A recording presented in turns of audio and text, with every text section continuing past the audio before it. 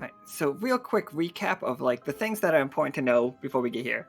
So last time Lore was in Dyad, like they decided to rob Sal, and also ended up like flirting with Sal. That was an experience, but they met somebody named Becky, and Becky got implicated in the robbery by like one specific character, but she has been,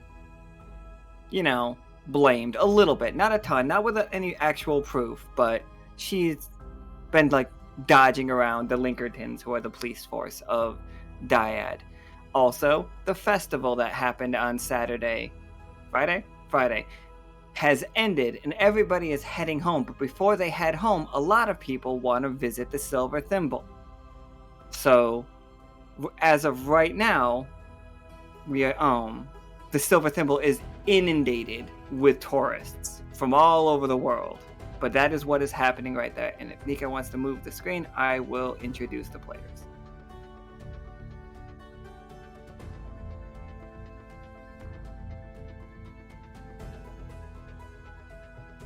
Alright, so we got Laura, who's played by Esmie. Hello. And I didn't just decide to rob him, it's where the books were. It's where the books were. But you didn't have to. You could have asked him nicely, I'm just saying. Nobody ever goes with the asking nicely. At least we didn't outright murder anyone. That's fair. Nobody was outright murdered. And Isaac, who's played by Warlord. Hello. And we got Melinoe, who is Melinoe, who is played by Sparkly. Hello. And returning to like the actual games for the first time, we have Pollux and Castor, played by our resident Pokemon expert, Valla. Hello. It's important to make sure everybody's titles get called out. So we are starting. Oop! What did I do? I broke it. 1 second. We are starting like outside the academy. Melinoe and Lore, you guys are wandering around. Like there are tons of people. There are like hundreds and hundreds of more people than you guys have seen in the city. You guys are getting tons of tourists. So it's very like it's crazy right now. And like people are running around. You see Peanut rushing by with a stack of papers that look like to print out maps to hand to people. And you guys have been like hearing that they've been like building like not ramshackle but like new hotels immediately. Like people are straight up using their magic to create structures for fancy people. They're not going to last long. Like once the magic runs out, they're going to fall apart. But Yeah, they're just like pop-up hotels. Like pop-up hotels. Well, people are doing their own little pop-up Airbnbs. Got it. Exactly. Yeah, people like which one of the crew is renting out their room as an Airbnb right now? Who's doing that as like get the full experience of the Silver Thimble? Is it any of you, or do we think it's somebody else? Well, considering, I don't know, does Laura still have an actual home outside of Absolutely. The ship and her office? Because, yes. Yeah, you guys still, it is part of being a crew member. You get a apartment to yourself. It's probably kind of like studio or like one bedroom. Because, yes, Laura would 100% do that, and then also, like, advertise, stay in the apartment of one of the owners of Fish Tinger. Ah, shit. Leaving out the fact that she never uses it.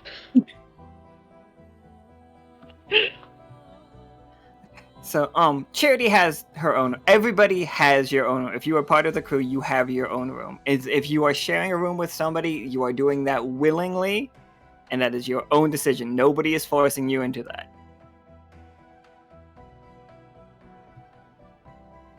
So, if G-Man is in the academy, then G-Man belongs in the dorms. But that's just saying that. So, you guys, and first I'm gonna ask, it's you two, and then also, you will see Warlord on the street. He is there. But for all 4 of you players, and then everybody in chat, what do you think are the tourist attractions of the Silver Thimble? Where do tourists go? Like, where do you want tourists to go to both, have them have a good time and also make the city a little bit of money? Now, see, I don't think Pollux and Castor have actually had a proper look at the city since all the changes, so they honestly would not know. Pollux and Castor both also tourists walking around. Pretty much.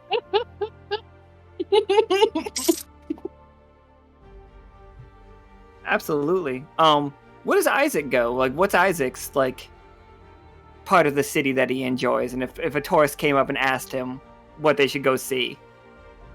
Isaac would immediately point them towards, go, if you're looking for good drinks, go by the Diving Bell, or if you're looking for good food, and this is purely because Krieg has actively been bugging him about doing this if this ever happened, hands them a business card that gives them directions straight to Krieg's on Market Square.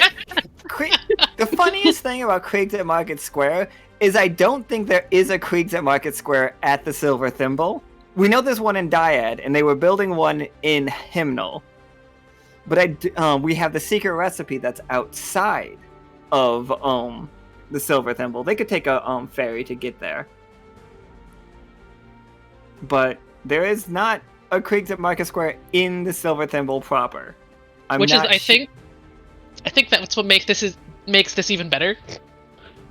It's just like, you just have to leave. It's just like, where should I go in the city?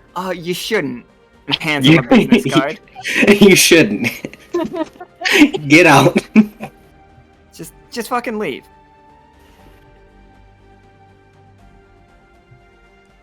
For sure. I think as everybody's discussing this and talking with it, Pollux and Castor, sadly, you're on switchboard duty today. That's just, you drew straws with Twy and Patagon, and you ended up on switchboard duty. What is switchboard duty?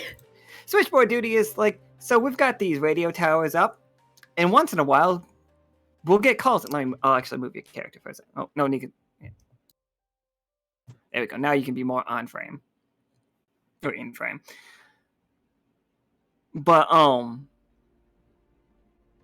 so, normally there's no calls. Nobody really calls the Silver Thimble yet, but you can totally, if you guys wanted to be little sneaky assholes, you could eavesdrop on conversations. You know how to do that. You could, and not just people in other cities' conversations that because you guys set up the communicators for them as well. They're not the same as yours, but they're basically telephones based on Akana's design last season.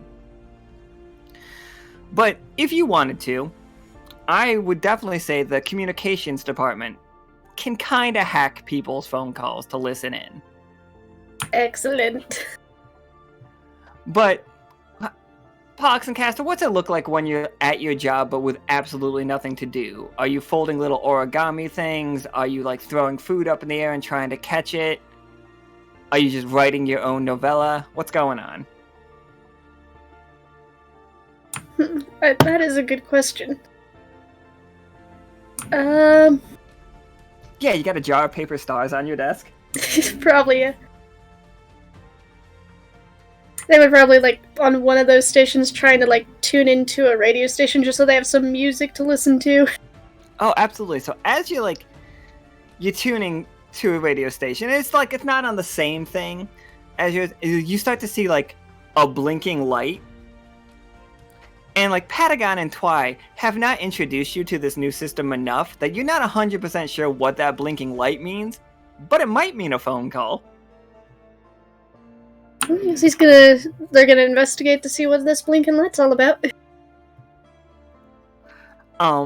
Yeah, so it says the call is coming from Dyad.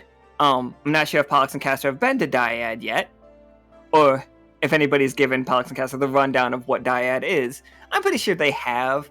Frog people, King Reedy, giant salamander. Okay. So that you know there are at least 2 people, King Reedy and Sal, that will call the silver thimble from time to time, and it's generally pretty important information. Are you gonna answer the call, or are you just gonna let it beep? I'm cool either way. They're gonna answer the call and be like, "Hello, you've reached Pollux and Castor. How can we help you?" Oh, I'm sorry. And it's cutting out every once in a while, and as you hear it, it's just like, I'm looking for... Or, I'm being chased by some... And then it keeps cutting out.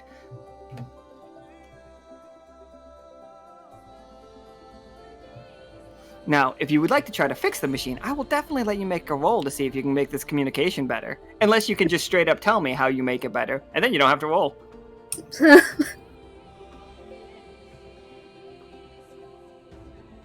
Let me check to see if I have anything.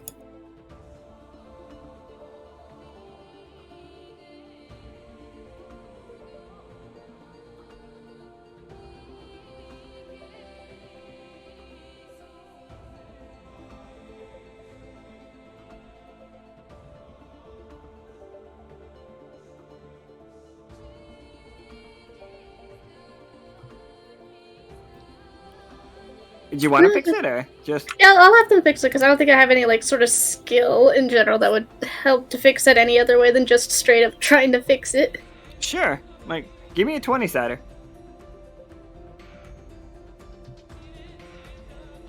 Hooray! So we got a 10. So a tough choice. Your tough choice will be, you can either know exactly where this person's calling from, like in the city of Dyad, or you can connect it so it's more clear, but you've lost like track of it.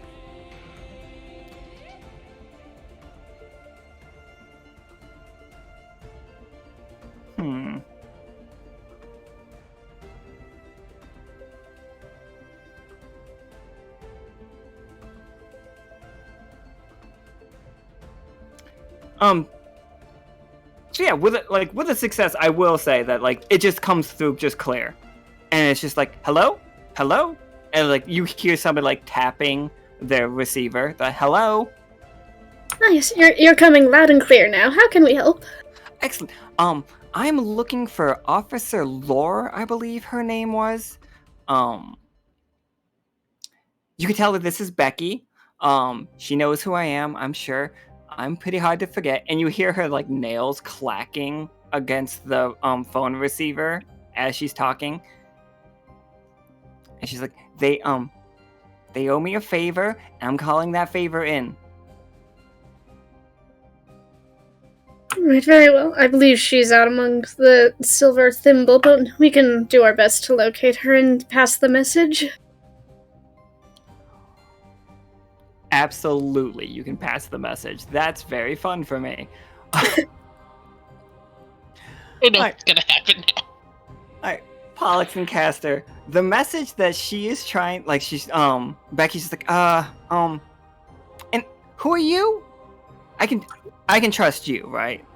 Oh, of course. We're Pollux and Castor. A pleasure to meet you. Oh, fascinating. You guys are so weird. We get that a lot. I didn't mean you. I'm sorry, loves. I'm sorry. I didn't mean like you two. Are there more than just 2 of you? No, it's just 2 of us. Okay, all right, excellent. And then Becky just kind of starts rambling off at some point. She starts telling you about the new movie she saw. And like,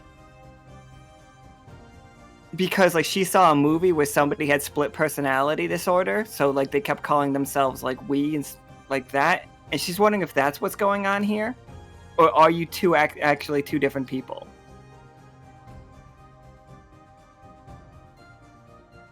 Well, they're definitely not a split personality. Not a split person. Okay, it ended very poorly for the gentleman with the split personality disorder. One of them killed the other one and then ran away. It was so weird. I think it was called Frog Club. But anyway, I would say like a solid 15 minutes has passed of Becky just like rambling on and on about the most inane stuff. Have you tried Krieg's at Market Square? Have you been to Dyad? How do you feel about the weather here? We have not been to Dyad yet, but the message you needed us to pass along. Oh, you should come, and most excellent. You should come and you should bring Lore here. Absolutely. I need Lore. Somebody's really acting up. I think Samuel is hunting me. I'm not 100% sure, but I've got some pretty good leads. And also, do you know about these flamingos? Oh, I know of them. Oh, excellent. They're talking a lot with the Linkertons right now, and I'm getting a little suspicious.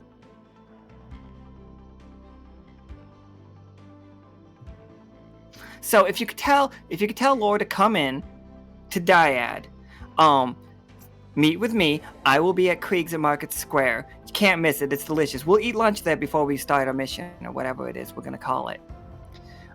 Tell Laura she should probably bring some backup, and if she can find a secretary, that would be really handy. Somebody that can write stuff down. It's like a real nerd.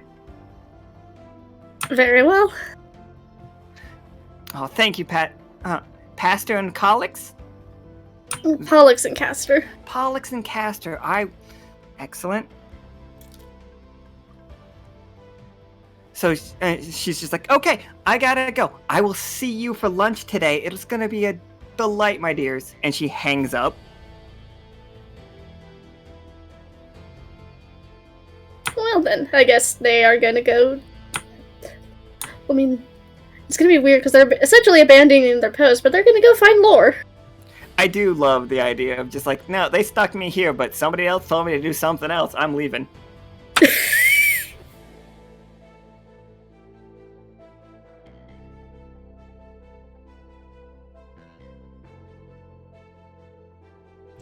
Alright, so outside, like, you do pretty quickly find, because, like, your communications, you basically know where they are, because you can track them by the communicators. At least when they're in the city, and they have the communicators on them.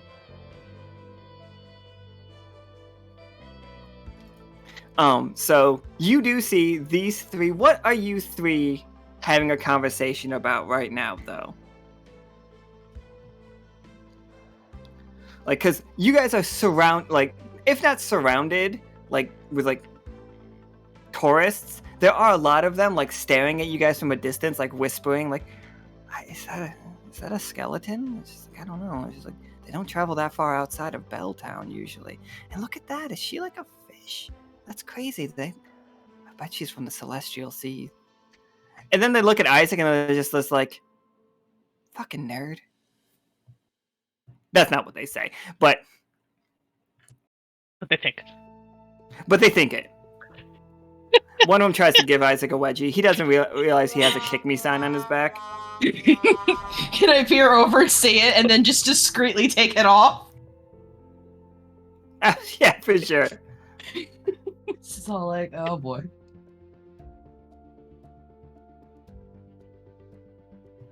So yeah,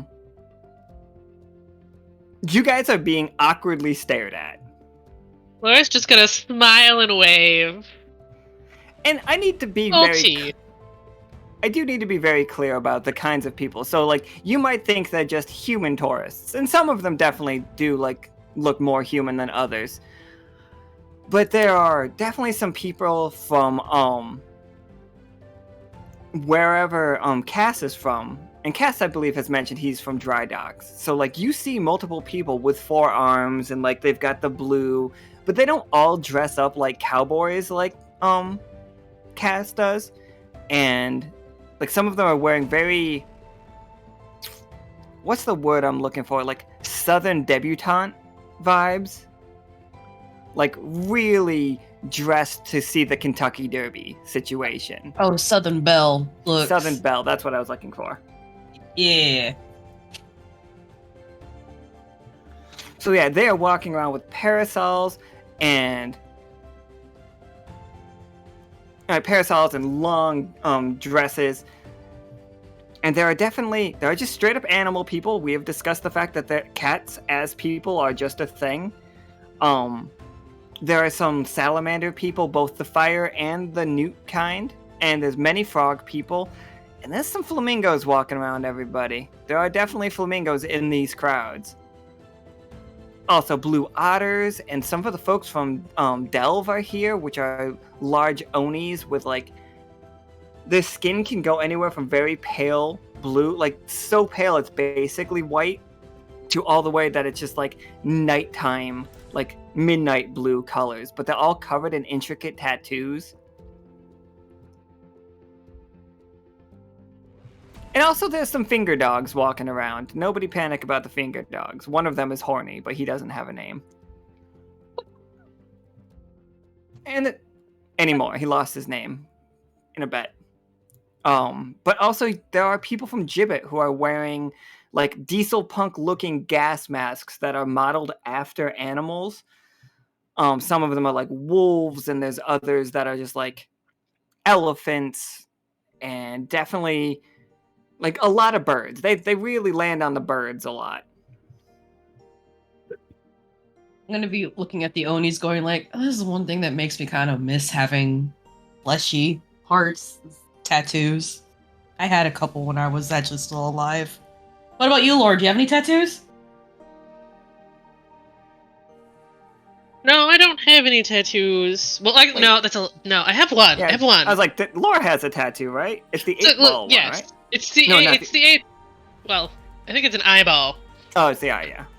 Yeah, the yeet tattoo. But this is Laura like, no, I don't have any. Wait, no, I do have one because I keep forgetting to use it.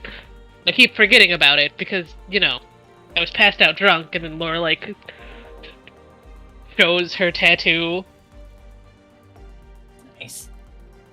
But then we probably know someone who could do like a magical tattoo or something on part of your persons. Oh yeah, for sure.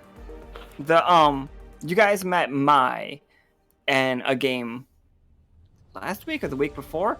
The week before, where there is a Oni construct that has a spirit in it, and she does tattoos. She will begin to do magical tattoos. Oh, maybe we should do that on our next day off. That sounds like fun. We could bring Pim. We can all get matching tattoos. Yeah, let's do that. That's gonna be real hard because Carrie plays both those characters. It'll be fine. Really fun. But yeah, so as we like Pollux and Castor, they're having that conversation, and you come up. How much of what Becky told you do you remember? All of it. All of it? Alright. I limit out of character. I had a notepad off to my side where I just wrote everything down. Oh, I just imagine Pollux and Castor had a notebook by their side writing everything down. Yep. You know the entire plot of Frog Club, for the record. It's just like, you don't need to see it. Becky really described it to you. So yeah, you come across Lore. And you don't have to give the whole message if you don't want to. You can just say that you pass on the message. Either one is fine with me again. He's definitely not gonna. They're definitely not gonna like go over this huge spiel that they gave, but just the important parts. So it's like they would walk up to Lore and be like, just the key parts of Yep. Frog Club. Not. It's just very funny to me, the idea that like the important part might be the Frog Club. So yeah. Oh, go ahead. I'm sorry. No, you guys are fine. Like you pass on that message for sure. And Laura, like, it sounds urgent. It's basically they're gonna like. I wrote down on the side. It's like, bring Lord to Dyad. Something. Samuel is hunting them. Flamingos talking with Lincoln tongues. Becky getting suspicious. Meet Krieg at Market Square. Meet at Krieg and Market Square. Sorry. Bring back up. Find a secretary. Amazing. Yeah. And you just Or just nods and is like, yeah, that sounds like how Becky would relay a message. No, I'm sorry. That kick me sign it's a kick me sign.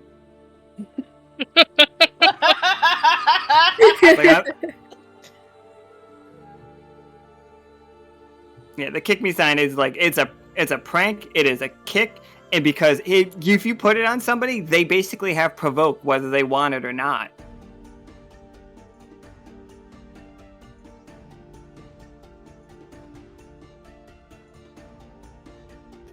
I just, out of character. Thank you, Cass. Thanks for that. I appreciate you. I want you to know that I appreciate you. Yeah, I get the sentiment. He can't die from a compliment. I need you guys to know that the kick me sign is provoke. If they get into a fight, they are going to look at Isaac first. That is the point of that card. Oh, so wait, so does that mean like a sign was put on Isaac? Yeah, kick me sign was like put on the back of Isaac.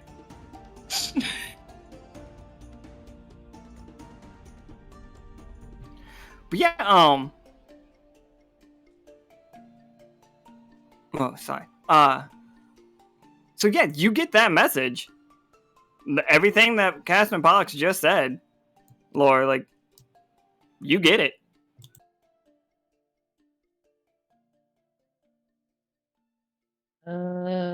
Laura's gonna look at Melinoe and be like, "Well, I guess we're going to Dyad." And she's gonna grab Isaac, and you're coming too. Castor, Pollux, you in? Sure. They've never been to Dyad before. It'll be a fun experience for them. Kinda. Maybe. Castor and Pollux have to go. They have a date. It's okay. We'll make sure that Krieg pays for this on the expense accounts. Well, it sounds good. All right. It's gonna go to fish tickers, and he's invested. Mm-hmm. Wow. Today's a great day for me. At least the lunch.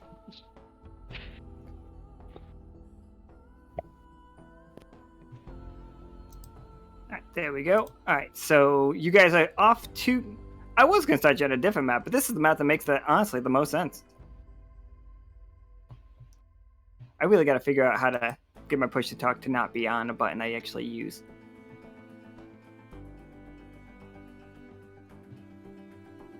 It's Krieg's. Oh, that is cool. Oh, wow.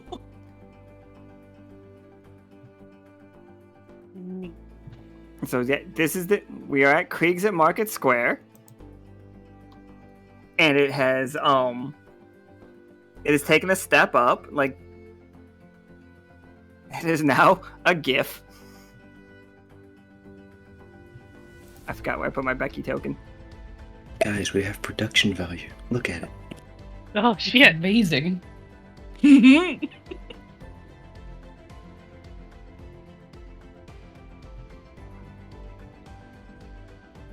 So as you guys like walk around the city to get to Market Square, you do notice a couple of things. First, there are less people here than normal because a lot of them are at the Silver Thimble right now.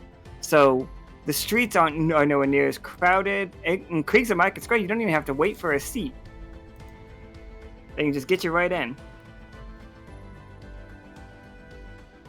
Ooh, nice.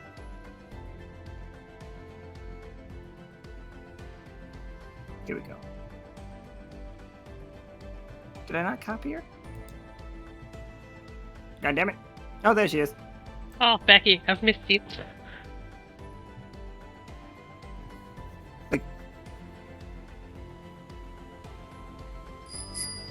So, you do see, like, Becky come, like, I don't have the whole inside of this place right now here yet. I can't break just the G. I have to break the whole thing.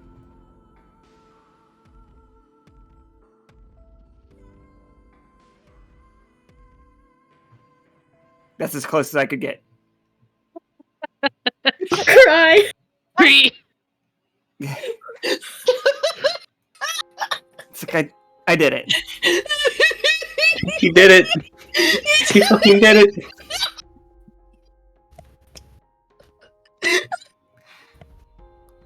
That was just me pausing it randomly. I got real lucky on that one. Yeah, you did. Bravo. I could act like it was production value, but that was just complete luck. I wish that the S was still there, but here we go. It's all on the same circuit. Once you cut the G, the S is gone too. It's wired wrong, that's why the I is kind of...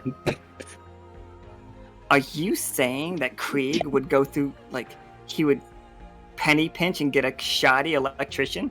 Yes. It's Krieg. That's hurtful. And? But accurate. Yep.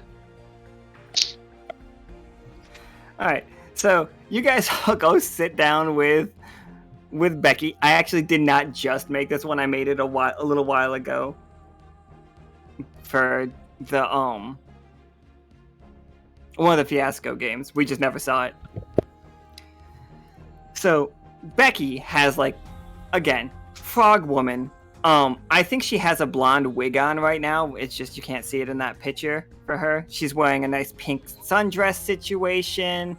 She has fake nails on. And that's what the, like, clacking that Pollux and Castor heard. And, like, I think she walks up to Pollux and Castor. She's like, oh, you two must be Pollux and Castor. And she, like, Yes, holds we her are. hand up because she wrote your names on her hand. She's like, fantastic. And she's like, Lore, great to see you. That's a scary skeleton person. You're a scary skeleton. Whew, okay. But I'm glad that you're okay from the last time I saw you when the roses were taking over, though. Did I call you a scary skeleton person then? I'm used to it, do not worry. I've been called worse. Oh, I just want to make sure I'm staying consistent. I think you were too freaked out by all the goblin monsters. It's okay. Excellent. And then she's like, oh, you brought your secretary. And she, like, pulls a bunch of, like files from, like, her, like, bag and hands it to Isaac. Immediate deadpan face, like, oh, fuck. Okay. And she's like, come on in. And she's like, I got us a booth. And as true to her word, she got everybody a booth. But I don't know if you ever tried to sit 5 people in a booth. You got to go 2-2, 2-2, and then one person has a chair at the end. I think for sake of comfort, Pollux and Castor will take the chair. Oop, absolutely. So, she's just like, she motions to Isaac and she's just like, please, lay out my files. Okay. Lays out the files. And you immediately do see that Becky has a very good hand at this. Like, she's been a secretary herself for a very long time. And, like, is all very neat and organized. What is Isaac's favorite kind of way of organizing his files? Does he like the colorful tabs? Does he like alphabetical? Alphabetical and color tabs. Okay, so both. Yes. So, yeah, Becky's files are immaculate. Like, she includes pictures with a lot of the people that she's seen come in and out. You can tell that she has been taking, like secretive spy-like photography from a distance of multiple people. And she's just like, this is what I was calling you guys about. I have suspicions. And she's just nodding the whole time as you guys are, like, looking over her work. I want you to know this entire time, Lore has been trying her hardest not to laugh at the fact that she immediately pegged Isaac. And just her shoulders are shaking and she's trying not to laugh this entire time. Because she Isaac, thinks you this horn is dog. hilarious.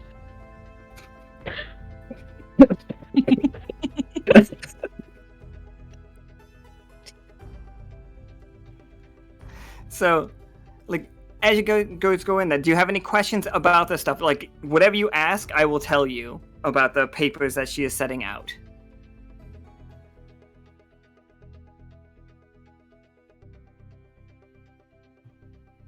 Like, you guys recognize Sal for sure, and but the pictures of him are through his office door, like just like through the not a crack in the office door, but the glass in it, like the one part that's not frosted. You can see a somewhat depressed Sal sitting at his desk with a large bottle of alcohol.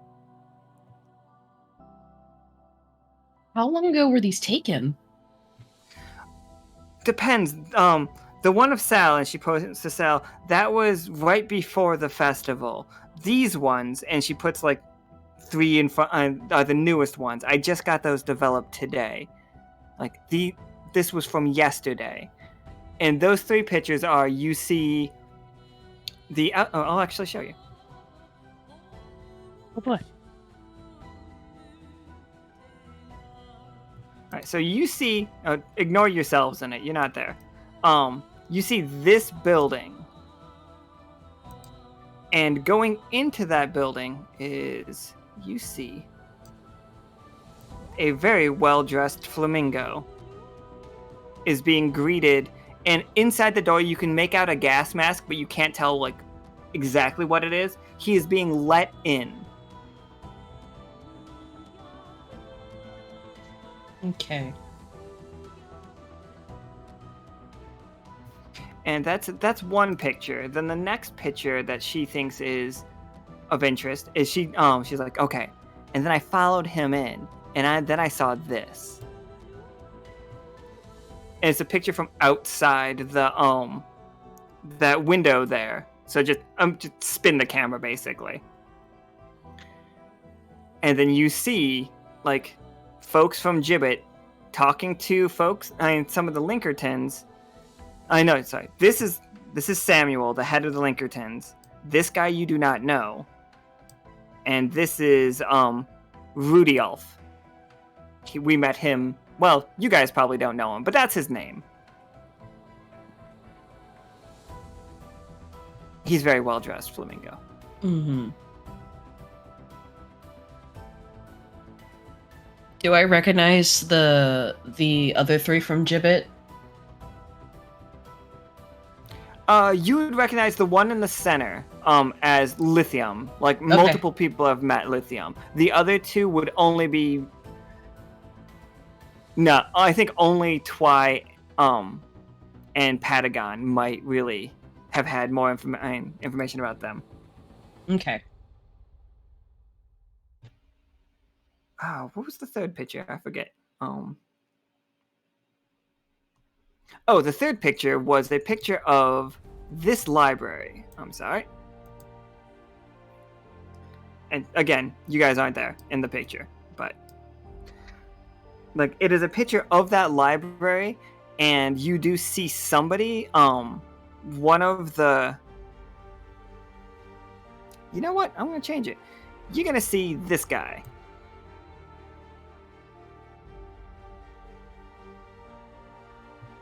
That guy is like staring in the windows, and she's just like, I don't know who he is or his connections, but he looks suspicious.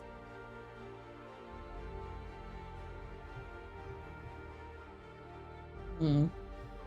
But yeah, so like those are the most recent. But I believe the flamingos are up to something. Like, I know Sal doesn't like him. He's on this big anti-magic crusade all through the city. And like he's trying to be mayor, you know, but he's been spending a lot of time out of the city. What with him setting up some ridiculous coliseum or something. I heard he had to bail some of his Linkertons out of jail.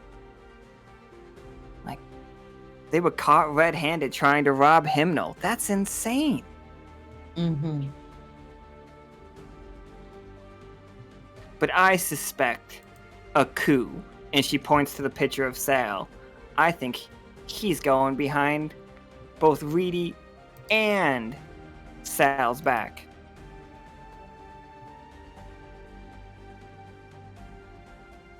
What? Do you have any idea why he would do that?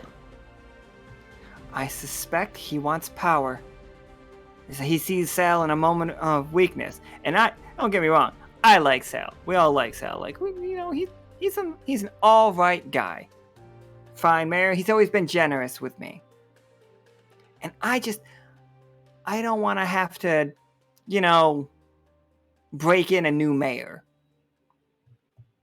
Ah, okay.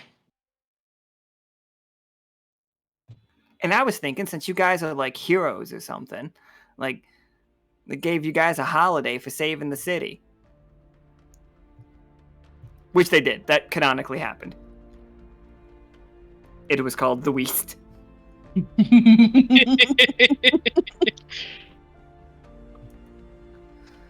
she's like, so can we play detective?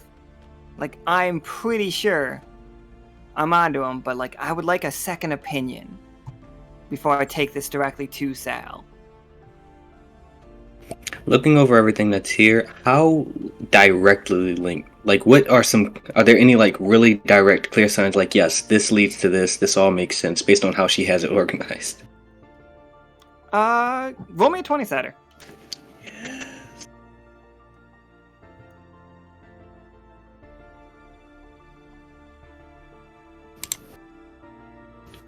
Alright, so yeah, you see multiple things. There is a declaration by Sal is in here that, use of dream magic, it's like in air quotes, is strictly expressly forbidden on the, east side. Like, and there will be if anybody caught with any of these dream crystals, they will have those dream crystals confiscated and they will spend 48 hours in the pokey. So it's just like, that's a part. And then you can directly see, like, there's a picture of Samuel, the leader of the Linkertons, accepting a package of dream crystals from a flamingo and, like, handing them money. So you can definitely tell that,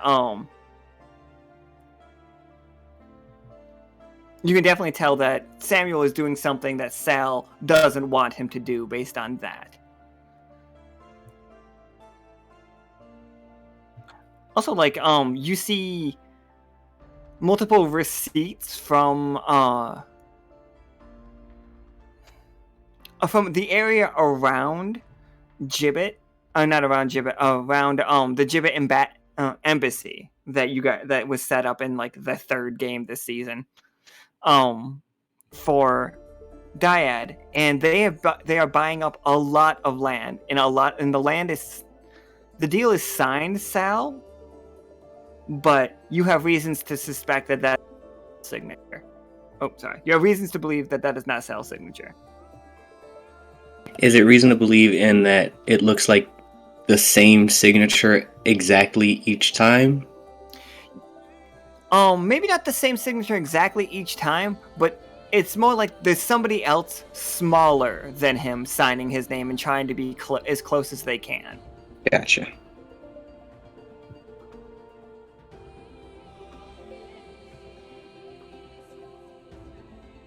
So, like, you have that information, and I guess you could take that to Sal if you wanted to.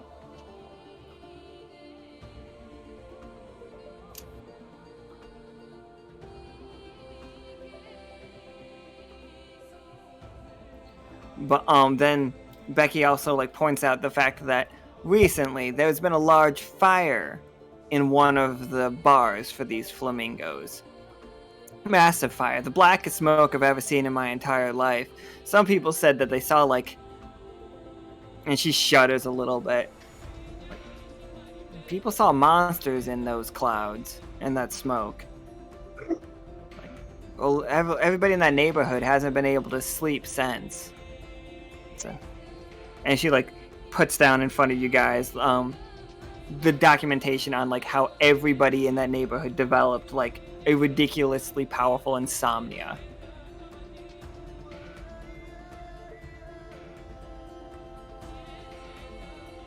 She's like, this is another problem. I don't know how we would deal with this one right now.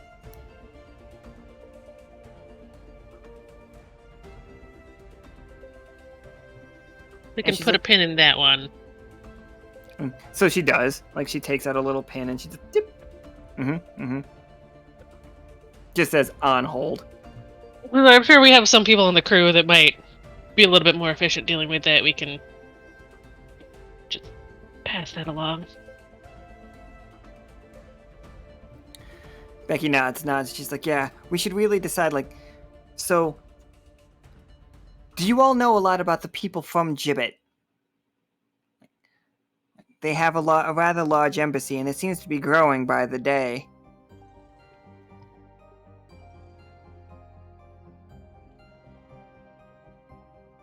You guys, Laura, you would definitely have made aware of the information that the folks from Gibbet do not eat, they do not sleep, they consume AP, they call it mana, and they generate mana batteries from, it appears thus far, anything that has magic to it, they can grind it up and make it into a mana battery. It seems to be easier with organic life, and they have done it both with plants and animals that you guys have seen.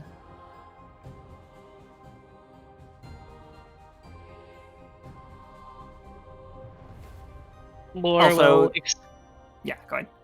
think about it, about giving her the full details, and then decide it's probably for the best to just explain everything about them to Becky. She's already on the side of these Gibbet people are sketchy. She should know what she's getting fully into.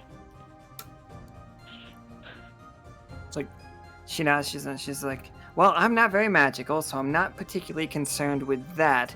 And then she moves over, like, her pink folder. She pulls her pink folder out of, like, the pile that Isaac has in front of him. And she opens it, and she's just like, and these flamingos. Now, Pollux and Castor here, a true delight on the phone, truly. They have explained to me that you all know or are aware of the flamingos. This is correct? Yes, we've dealt with them a few times. We're acquainted. I'm pretty sure I broke one of them's wings. I've met a couple of them before, yeah. Excellent. She's just like, oh, I'm sorry, the waiter's here. What all do we want, everybody? What are we ordering? I'm gonna get a plate of fries for the table. Morgan's gonna eat a plate of. Will you eat some fries? You'll eat some fries? Oh no, I know you'll eat some fries. She's like, and so Becky starts ordering hors d'oeuvres and stuff just right in front of you. She's getting fries and she's getting, like, I don't know, fried leeches, and then some. She's ordered herself a drink. She's like, go ahead. I'm going to expense this one. And she, like, basically, I don't know what a 1930s credit card looks like, but she basically has Sal's credit card.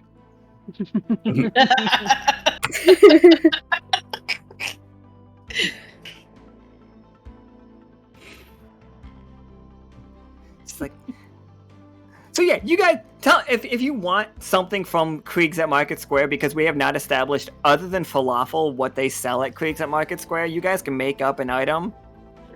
Just go for it. It's fine. I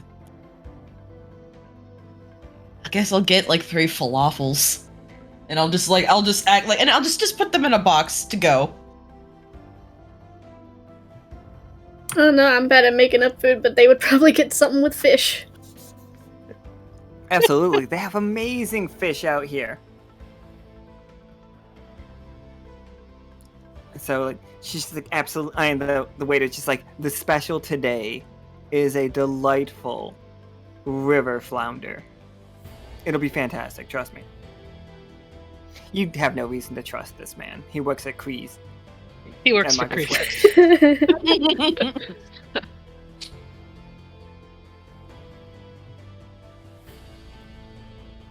Laura's We gonna all- get the largest burger on the menu and a milkshake.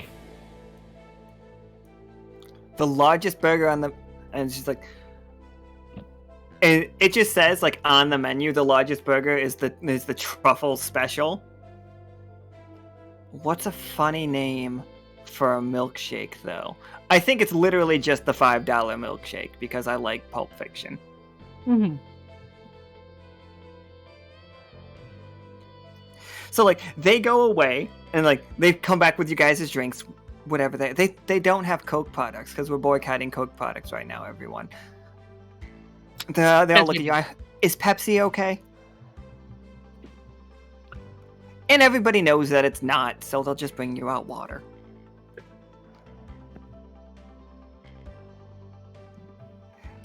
And then, so like, appetizers are here. Everything's here. Like, you guys are eating around, the notes. And Becky's just like, so, I have seen these flamingos coming and going at all hours.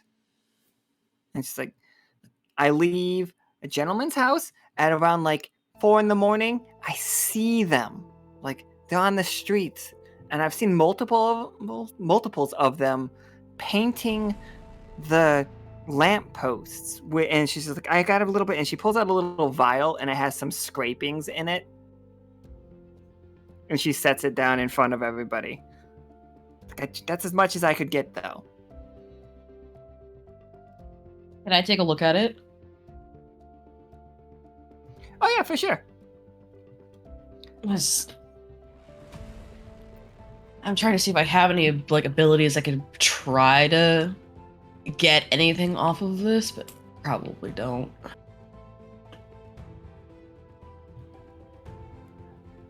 Is there okay, like just like basically, is there like anything like glaring out that is like looks like this is not just like just paint, like it's something like a different?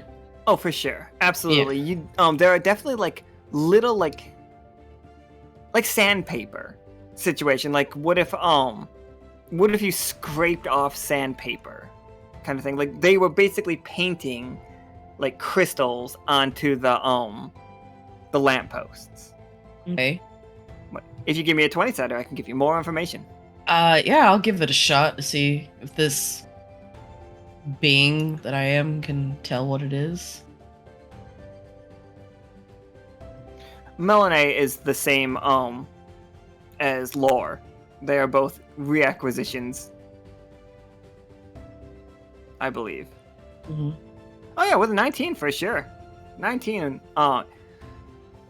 So yeah, you look at it and you Melinoe, you guys all see Melinoe's eyes start glowing the way that she does when she's like talking or like really thinking about stuff. And like first I figured it was going to become a 20. For a second, Melinoe, like what is considered a dream for Melinoe and what is considered a nightmare? You know? A dream for Melinoe probably would be either everyday life now or everyday life what it used to be back when she was alive. And a nightmare would probably be when she was being experimented on. Alright. So you experience all of that at once. Like you have a nightmare and a dream, and like your like Melinoe's eyes are just flashing everybody. And definitely the waiter's like kind of like looking over and then like sliding to the side. Like he was coming over. It's like, anybody need it? I'll be right back. And he just leaves the pitcher of water and just like do. Melinoe, you now know that like this crystal is a looser version of the dream crystals that they had found underneath the city a while ago, like underneath the Flamingos, Bobbert's Casino and Spa. I'm sorry, Bobbert's Casino and Spa. Underneath that, they had found a strange cave of crystals, and since then, the Flamingos have like strongly barricaded that area off, and nobody can go past there because it does belong to them. We got to be respectful of what people own. Mm-hmm. She's gonna. Like, after she snaps out of it, is gonna just very gently push the vial away from herself and towards Lore and goes, I don't want to touch that again. Please do not make me touch that again. But there are dream crystal fragments in that paint.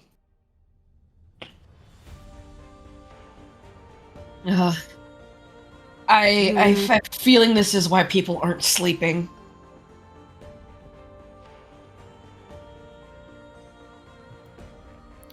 Oh, if oh shit, no, you guys, it's a secret mission. So like I was like, oh, you guys could act like I could tell you why they're not sleeping, but you guys wouldn't know because that was a mob game, not a crew game. But no, that's a very good like explanation. It makes sense in universe.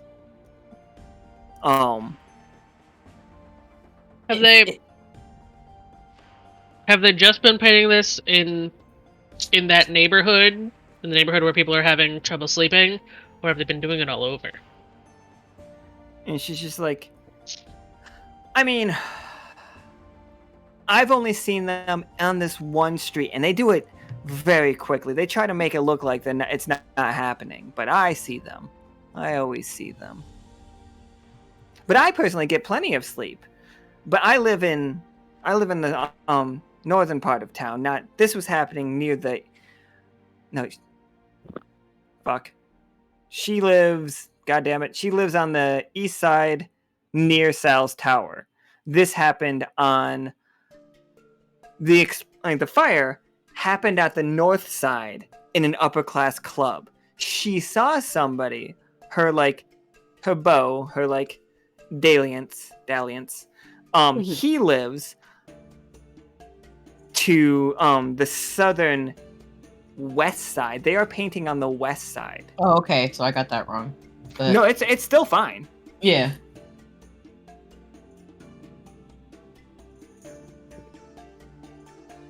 And I got to use the word dalliance. Hmm. Yeah. So it's all. Melinoe goes. Can you? Do you think maybe that they've already painted in the area then that people have been experiencing bad dreams or something? I'm sorry to make that assumption. Where you got this? Oh, whoa, shaking up. I'm gonna assume the people can't sleep because of that crazy cloud, and she shudders a little bit. I only saw it from a distance. I can't imagine what's happening to the people that breathed that in. Hmm. Also, a lot of people said the smoke was shooting at them, and we did see bullet holes in the area around it. I'm not sure if those are connected, though.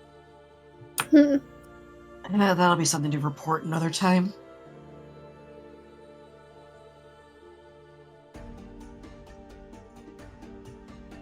Yeah, that's 100% the crew doing that part, by the way, everybody. Not the crew, the party that is the mob team. They were being shot at, and it looked like a smoke cloud was shooting at them. Specifically, Krieg was getting shot at. Specifically. That's where we discovered Krieg runs like a gecko. All four. And just skitter, skitter, skitter, skitter, skitter. I love that mental image so much. I'm very happy about that thought. So, all you guys' food is here. And you're eating, and so she looks at everybody after she finishes hers, and she looks over. You didn't even touch your falafel. Oh, I'm gonna save this for later, and I discreetly open up a compartment in my robot chest and just take the falafel that I asked to be in a box and just kind of just gently put it in there and just close the compartment. This is gonna be for later for me. Don't worry about me. Becky nods, and she's just like very slowly, but not sneakily at all. Pulls what looks like what does a 1930s disposable camera look like? And then it's just she goes to click a picture, and then you guys hear a fucking car go screeching outside, and just bullets flying through the window. Becky dives, and I'm gonna make rolls now. This is Kawari did this to you guys, just so you know. This. Hi. What'd you do there?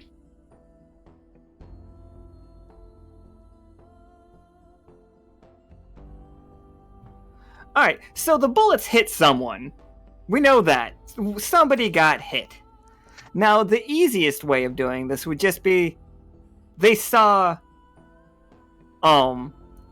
Isaac's kick me sign through the window, and he still gets hit, or somehow. Okay, all right. So that rolls a 17 now. It doesn't get any better, really. But Man, that's crazy. So I will give you this option, Warlord. I know it's not a tough choice, but this will be fun. Does Isaac get hit, or does this waiter get wasted?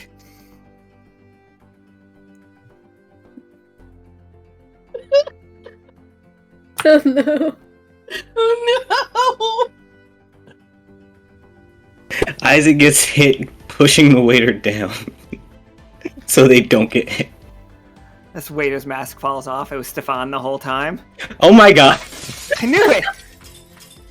I knew it! No, it's not. I'm not gonna do that to you.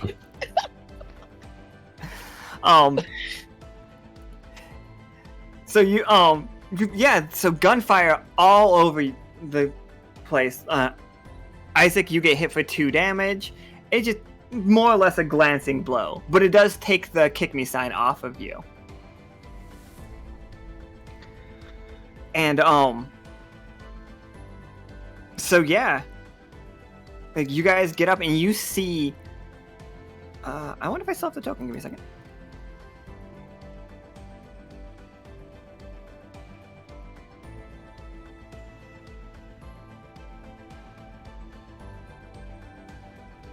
An itty bitty truck now. The tiniest truck. Just the tiniest truck. A truck that looks like this just goes flying past, and out the back of it, they have knocked the siding off of one side, and you see like 4 flamingos wearing top hats and like bandanas covering their face, but they're still flamingos. You know what a flamingo looks like. And then it's just like gunfire, like they don't shoot while they're driving by. They park out front and shoot. And the whole store is messed up. Right, 1 second. Well, it's a good thing the sign was already broken.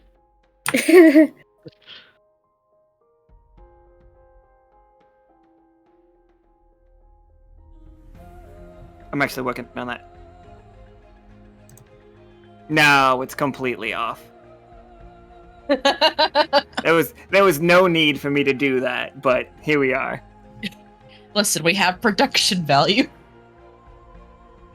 It's for the immersion. I've set a standard. Exactly.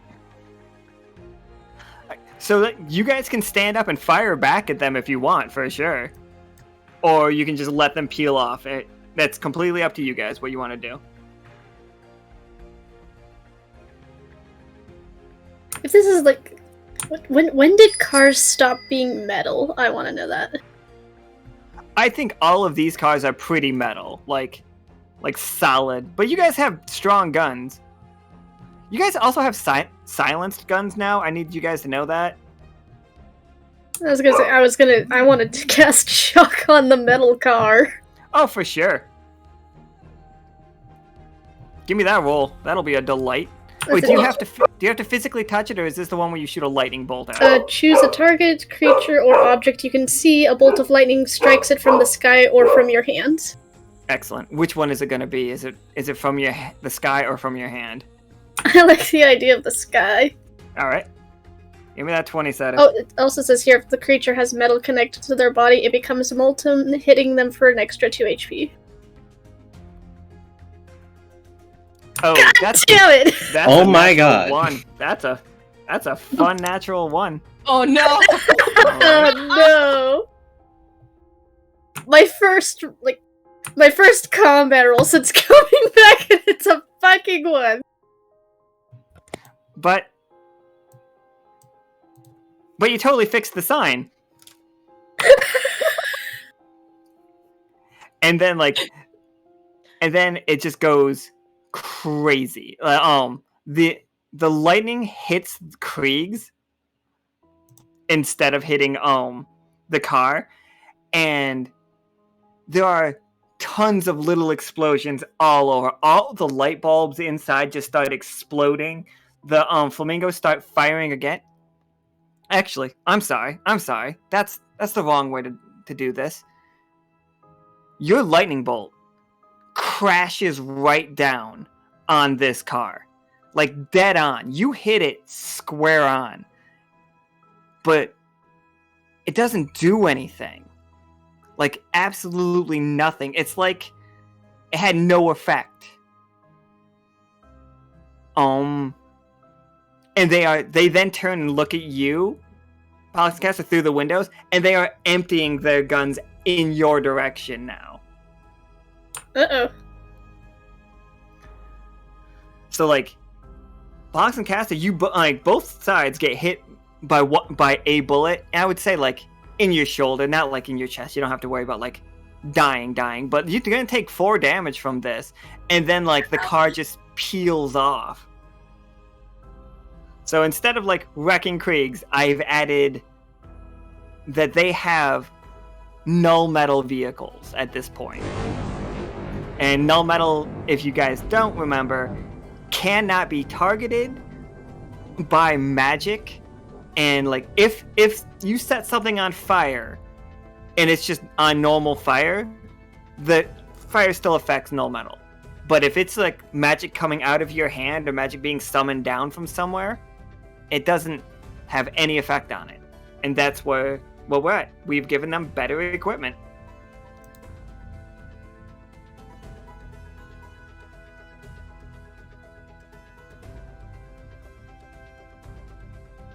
Also, they're just gonna go, wee! Hold on.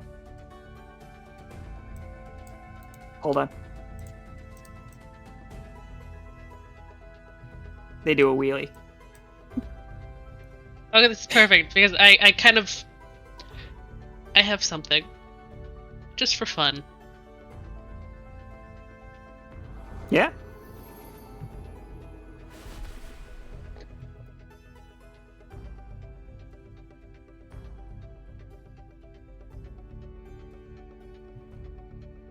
Yeah, for sure. Like, so one of the tires pops, but, like, they're still just driving up and down the street. I think you see them crash into a... Oh, go ahead. Because I feel like the tire that pops is the one they're doing a wheelie on. Oh, it just, like, pops in the air. It's like, aw. Just, like, as they're doing, like, too much weight, it just pops the tire. So it's definitely one of their back tires, and it's just, like, as it's driving, you can see... And I'll give it to you guys. You do see, like, marks in the road where the tire frame is, like, skipping down the road as they drive away. Okay.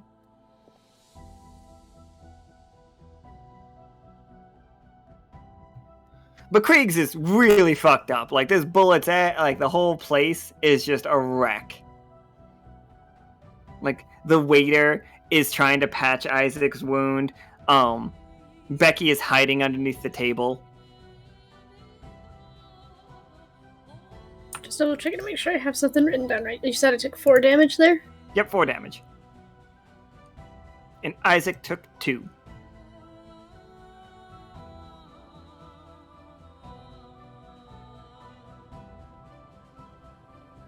And I accidentally deleted my Becky token, and now I have to find it again.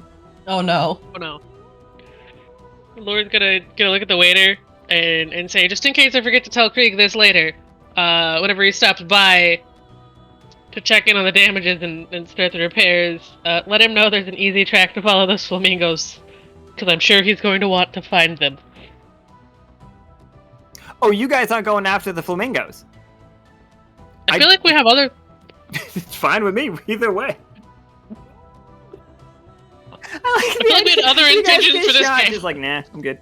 Yeah, this is a Krieg I'm problem. not good, I got shot. I'm hurt too.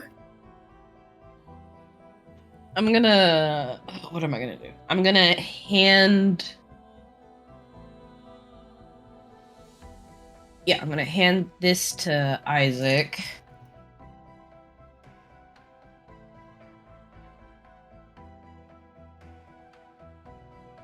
And then I'm going to go ahead and use Sparkly Mend salad to plate discard. heal Pollux and Item. Castor. The positives Candy gives to Isaac.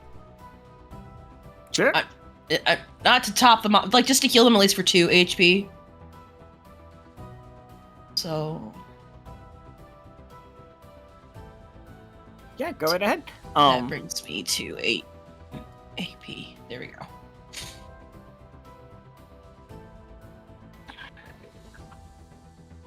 All right. Well, so Becky looks the direction the flamingos went. Oh, go ahead. Out of character, Salad, if you hadn't done that, I still have a moist hug. I mean, you can hug Pollux and Castor then. If you want. You can see me reaching for that. 2 HP either way. No. It would have been more effective if it was Pollux and Castor and Isaac having a very awkward moist hug. But I'm sure we could save that for later. Okay, we'll save that for later. Alright, so I heal them. I'm good. Yeah, for sure. So, Becky looks down the direction that the flamingos just went, and they're just like, well, that was unexpected. As she turns around, and you guys hear just the creaking of the K on the sign just falling to the ground and shattering. Oh boy. Krieg's gonna have fun dealing with that, isn't he? Isaac looks over to Becky and just says, I think you forgot to mention anything like that happening. That doesn't happen very often. Like, it hasn't happened at all yet. I've never seen them be so, like, outwardly aggressive towards somebody. Does this Krieg fellow have some problem with the flamingos? I'm pretty sure Krieg has all of the problems with the flamingos. Business stuff.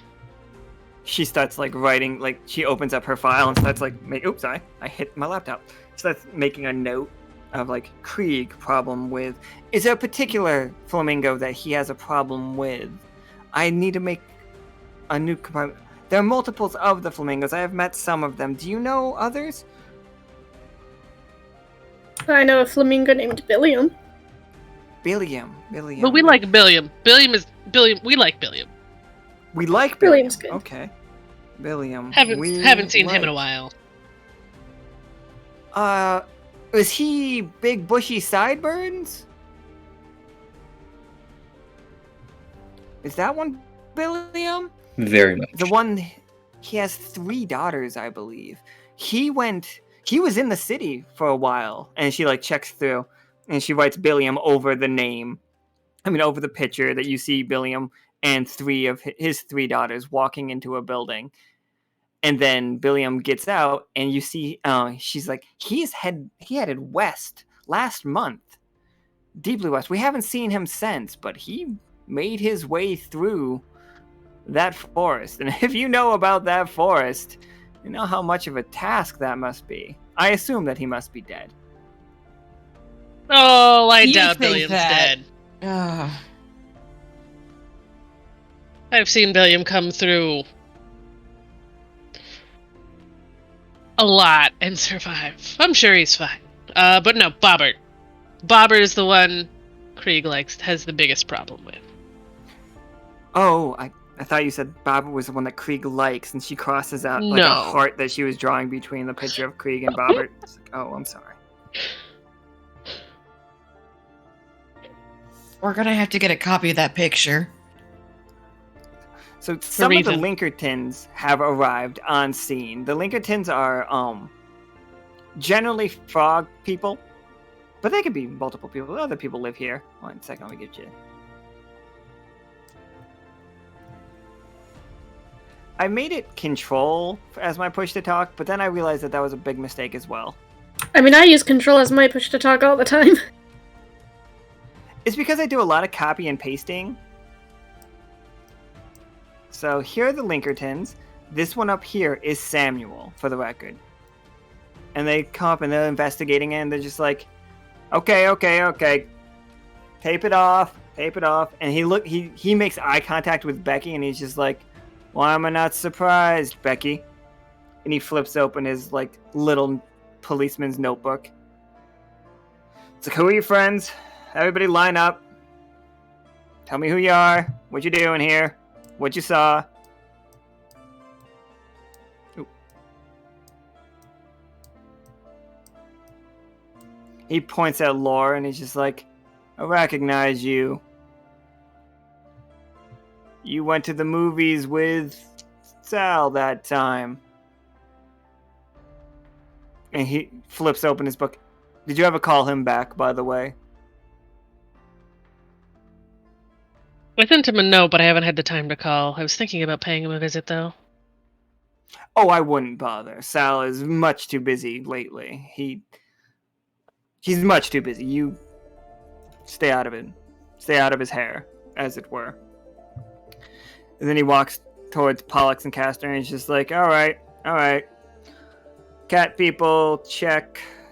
Weird star-like hair, check. Alright, you match my description of one Pollux and Castor? Yep. Absolutely. Did you see anything unusual? Did you guys see the perpetrators of this here event?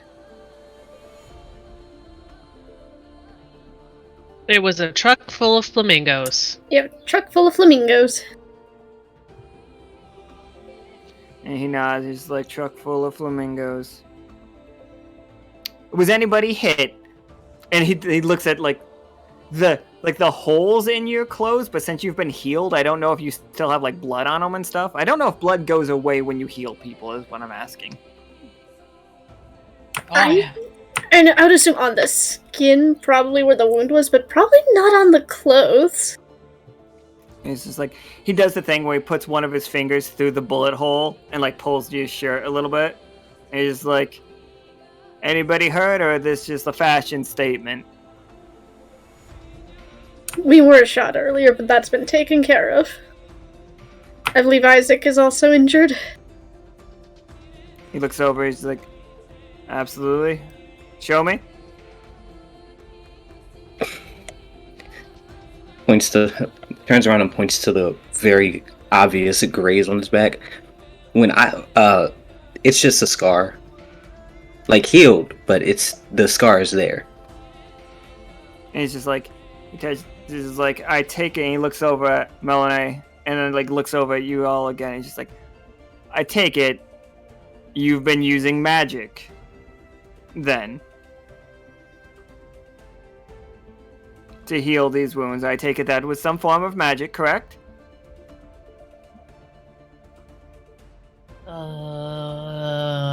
Technically not lying. Actually, that waiter there was kind enough to help with our wounds. He's very skilled at first aid. The waiter is just like, roll me a 20-sider, Isaac, to convince Samuel that you did, in fact, receive normal care. Yeah, I'll say a success. Like, sure. It's just like, okay. It doesn't look like there's too much blood on these clothes. I can see that they were just scrapes. And you folks have your own versions of armor. I appreciate it. I'm sorry. You are all aware of the sanction on magic in the eastern side of Dyad, correct? Yes, we've been informed. Absolutely. This is for the community, you understand. This is for the betterment of people. Sal wants no magic at all to be seen being used. We make little exceptions for the Wander crew because you have a bit of celebrity to you. You have helped the city a couple of times. But follow the rules, please. Of course, we'll do our best to make sure we're never seen using magic. I would appreciate that. I wouldn't dare ask you not to use it, especially if it's for healthcare. I understand. If I had some of my own, I might use it myself. And he's just like, grow a big beard, big gray beard, I think. Get myself a cloak. Become a wizard. Move to Castle. And you see him looking wistfully, and it's just like, but in the meantime, back to these flamingos. Yeah, if you want it, Laura's gonna point out, like, scrape marks in the ground from the, where the tire popped. If you wanted to find them, Well, I'll be damned. Someone being useful for once. And he goes and wanders over. These two come up, and like they get really close. Yeah, you can post the clips in the bounty thing for sure. Also, speaking of that whole bounty thing, I am going to Tuesday and Wednesday. I'm going to be going over those, and active people in those keep a lookout for your streamloot stuff. I want to give you guys stuff for that. Anyway, so these two like walk up close to you, and they're just like, any descriptions, any names? We know these flamingos are very keen on their names. Unfortunately, No names. they were wearing bandanas over their faces, unfortunately. And top hats. Oh, yeah, top hats. I'm surprised they stayed on that well. And amongst all the firing of bullets, I'm pretty sure they didn't say anything in regards to their names. You say top hats, and you notice like these guys are wearing incredibly similar top hats. Like, could have been bought from the same store. Could have been made at the same factory situation. And they look back and forth at each other. And they look over at Sal. And Sal's like, he went rigid when he heard top hats. And he looks over and he's just like, well, no, I get... Looks like they're lost, right? Like, these scratch marks, they could lead anywhere. They're gone by now. There's no chance in hell we'll find them. That's a shame. Tell Krieg to put in an insurance request and like take down this tape. Becky, we're keeping an eye on you. But take down this tape. We're out of here, everyone. We're out. And they leave.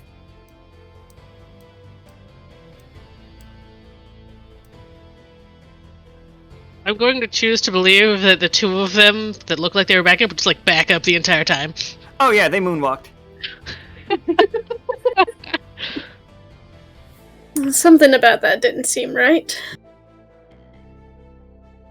Aren't Blinkertons supposed to be amazing in this city? Wow, that was quite lazy. And also obvious. Hey look, more evidence that they're in cahoots.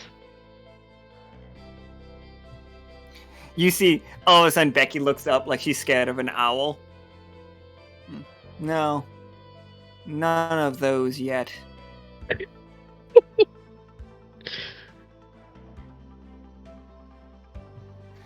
And Becky's just like, alright, so where are we going? I'm starting to think more and more that we should pay Sal a little visit before we get too far into it. Make sure he's up to speed on what's happening. Absolutely. Well, while you do that, I feel like it'd be necessary to at least follow that lead that those guys were willing to ignore. Okay. Oh, shit, we're splitting the party. Alright, how do we want to split it? Laura's just gonna stare at Isaac like, really? You're gonna go follow the flamingos on your own? I don't see why not. It's clearly a Krieg problem.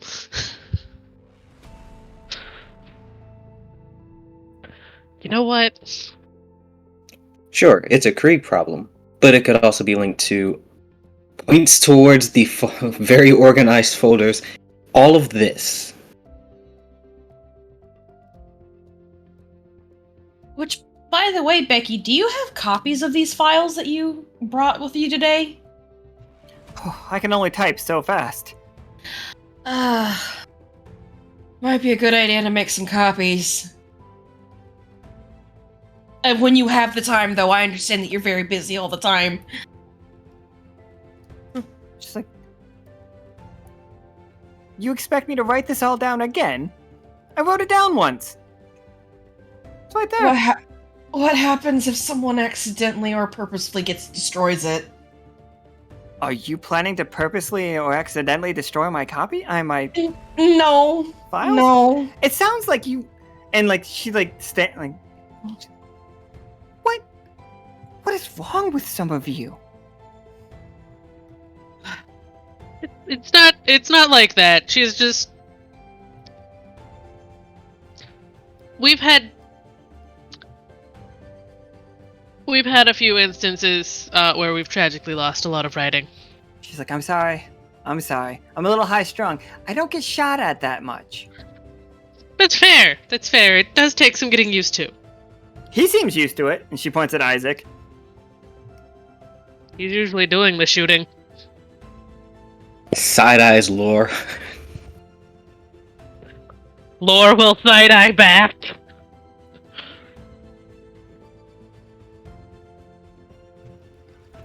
Yeah, so Isaac's gonna chase down the tire tracks. Lore wants to go have a meeting with Sal. The other two can do something else if you want, or go with them. Anything's good with me. Pollux, Castor, would you like to guys go with Lore, or would you like to go with Isaac? I don't feel comfortable leaving Isaac on his own. It is a tricky decision. Let's see, one's going one way, one's going the other. It would be best to say we do the same, but I suppose it's up to whether or not you want to follow Isaac or Lore. Mm-hmm. Well, I can at least keep Isaac alive if he gets into something stupid. I'll go with him. Very well, then we will go with Lore. Becky's like, I'm going home. Understandable. It's like, she hands you her card that has her address on it. I did not write out an address for her, so please don't ask for it. And she's just like, I'll be here. My door will be double locked. The pass code is pizza rolls. And then she heads off.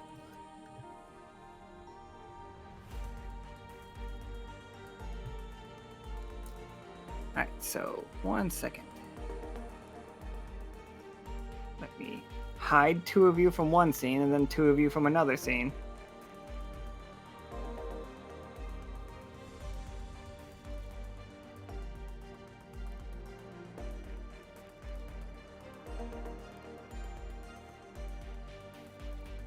Alright, so Lore, Castor, and Pollux, you head off to where Sal's tower was, before it fell down tragically in some kind of like botany-related mishap.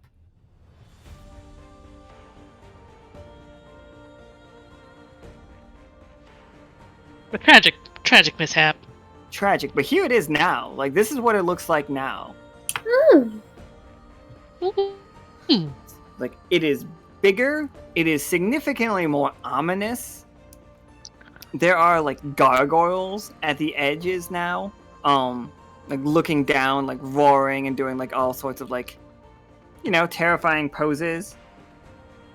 But you can also tell that this entire building, from bottom to ceiling, floor to roof, is null metal. The entire thing.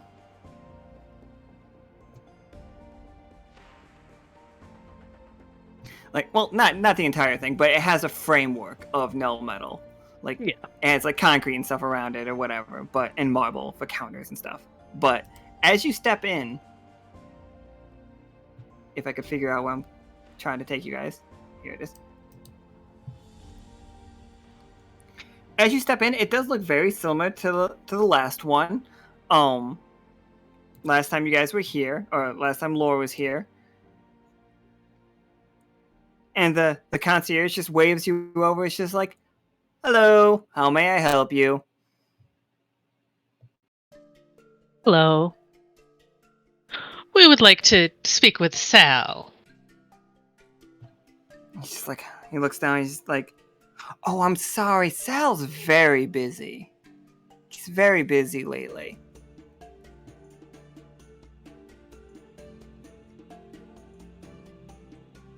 I think you'd want to see me. Could I make you an appointment? Are you on the list? Actually, do you have a phone I could borrow?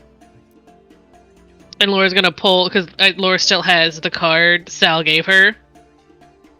She's gonna pull that out of her bag. And he's like, oh, Absolutely, I have a phone that you can borrow. And he pulls a phone out from behind the his stand, and he's looking back and forth, and you see some of there are Linkerton guards in this room, and they're all staring at him, and he's just like, here you are, and he sets it down.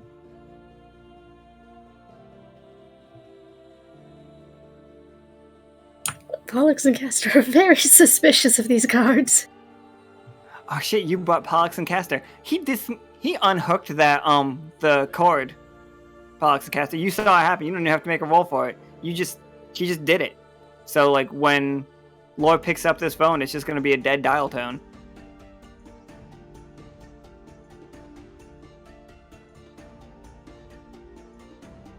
But Pollux and Castor immediately see the problem. Being the unhooked phone? Yeah, it being the unhooked phone. He tried to do it without anybody seeing him do it. And that is what the problem is with the phone without having to make another roll.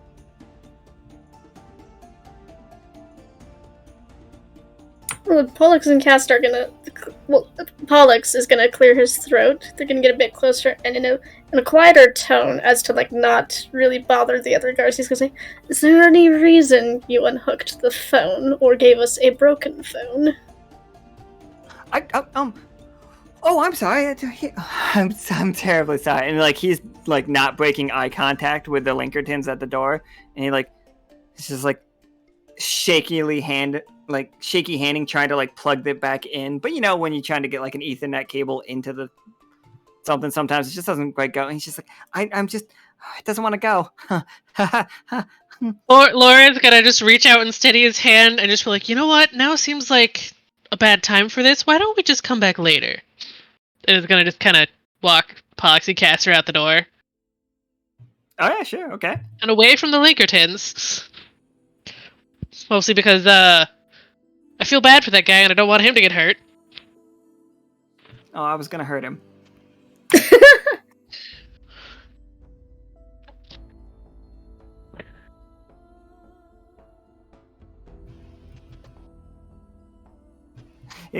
Every time I try to copy and paste you guys' token, I end up trying to say things as well, apparently.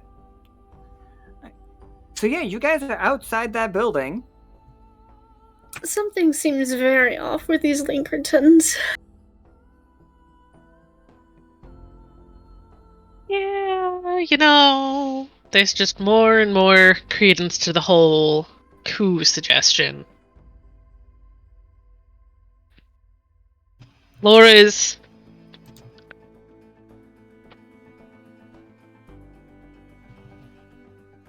You're gonna try and find out somewhere.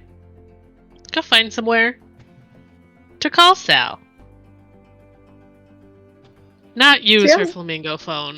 Because that just seems like a bad idea. Yeah, Laura is specifically trying not to use that as much as possible. I had the bright idea to try and sneak in the building somewhere, but that seems like a better idea.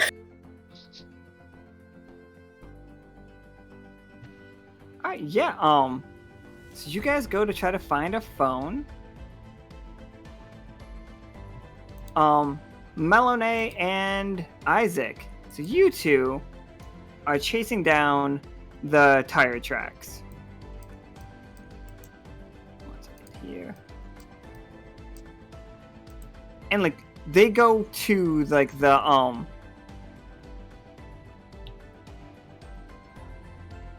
head to the south side. I want to say I said it was the south side, was the the rich side of town. And you see... one second.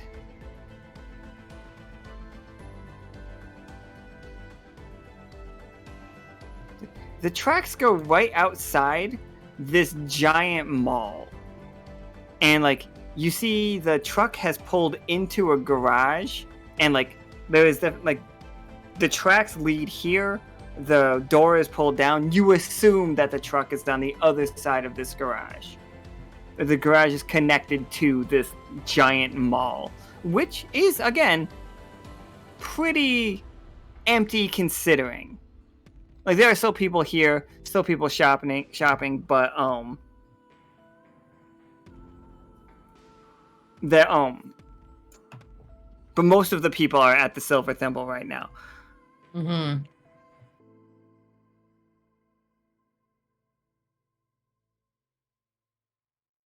Isaac, do you want to try for the garage door just to see if we can even peek in, or no?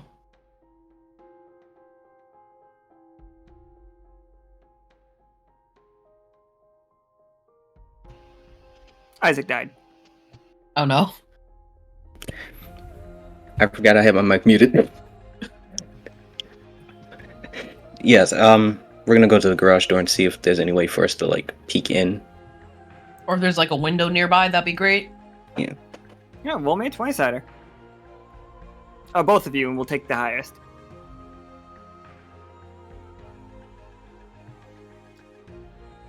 That's a 12 for Warlord. And that's a... Well, we're gonna keep the 12. I The don't second even. one was a 2. I didn't even see it on my screen. Oh yeah, boy. just like got thrown. Alright. So, Warlord, Isaac, you see, like, you can lift it a little bit, just like a tiny bit, and like peek underneath it, and that's definitely where the van is. You can see the van. It has the flat tire. You don't see anybody in it, but in the back, due to your success, is like the back door is open wide.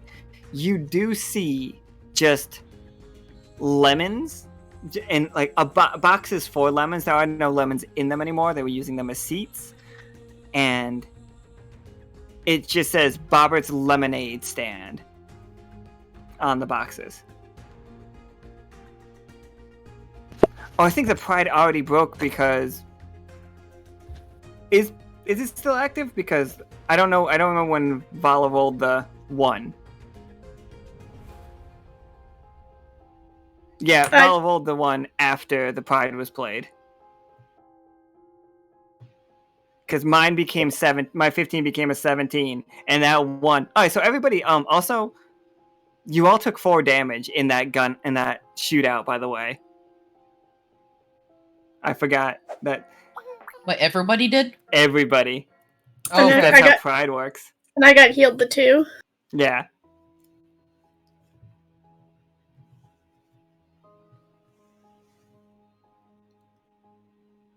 How much does Bee's Candy heal for again? Because It's 2 During that- AP.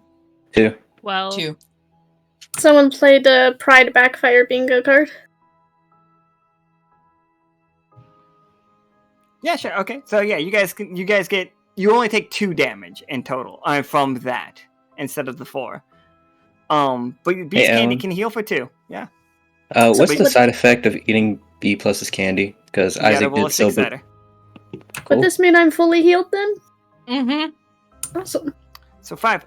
5 is the number where nothing happens.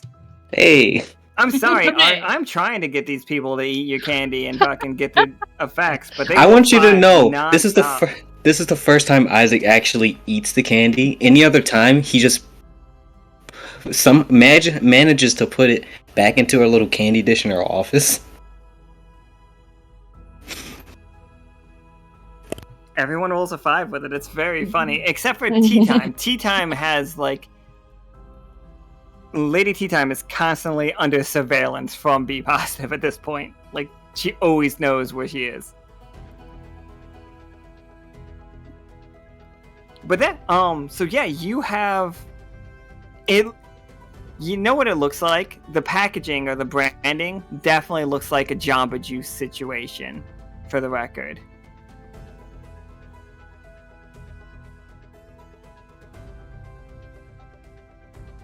Like the boxes that were in the back of this van. Mm-hmm. I'm guessing Isaac's already told Melinoe this. She's gonna go like, well, I feel Yep. a little bit thirsty. How about you?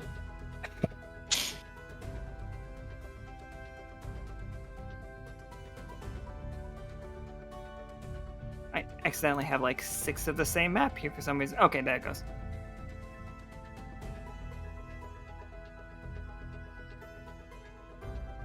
Alright, so are you guys gonna go into the mall and look for Bobbert's Lemonade? Yes. Discreetly, but yes.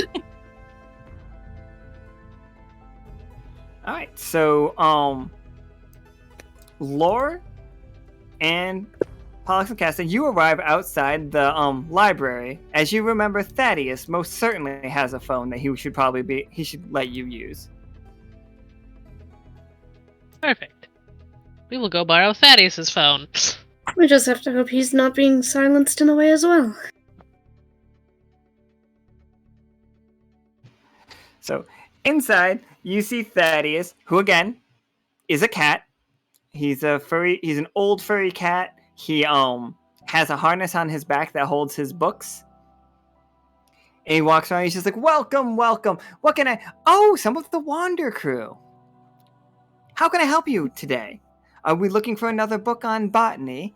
Like, perhaps another daring adventure into the dark woods?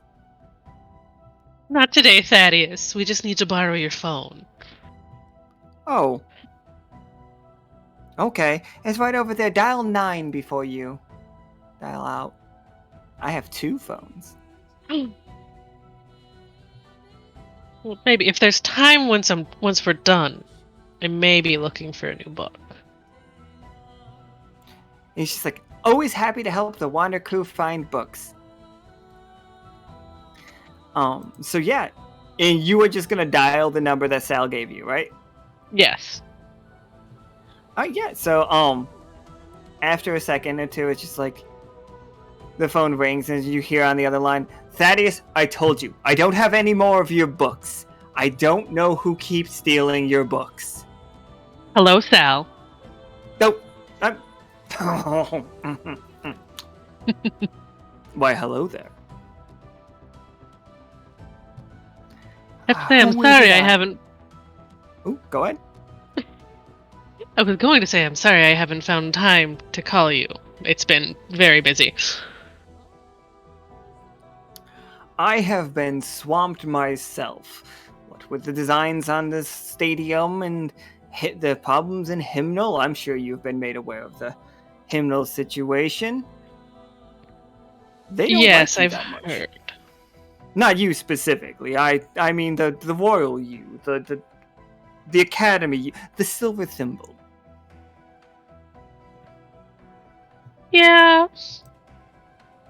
They call you a bunch of bee huggers.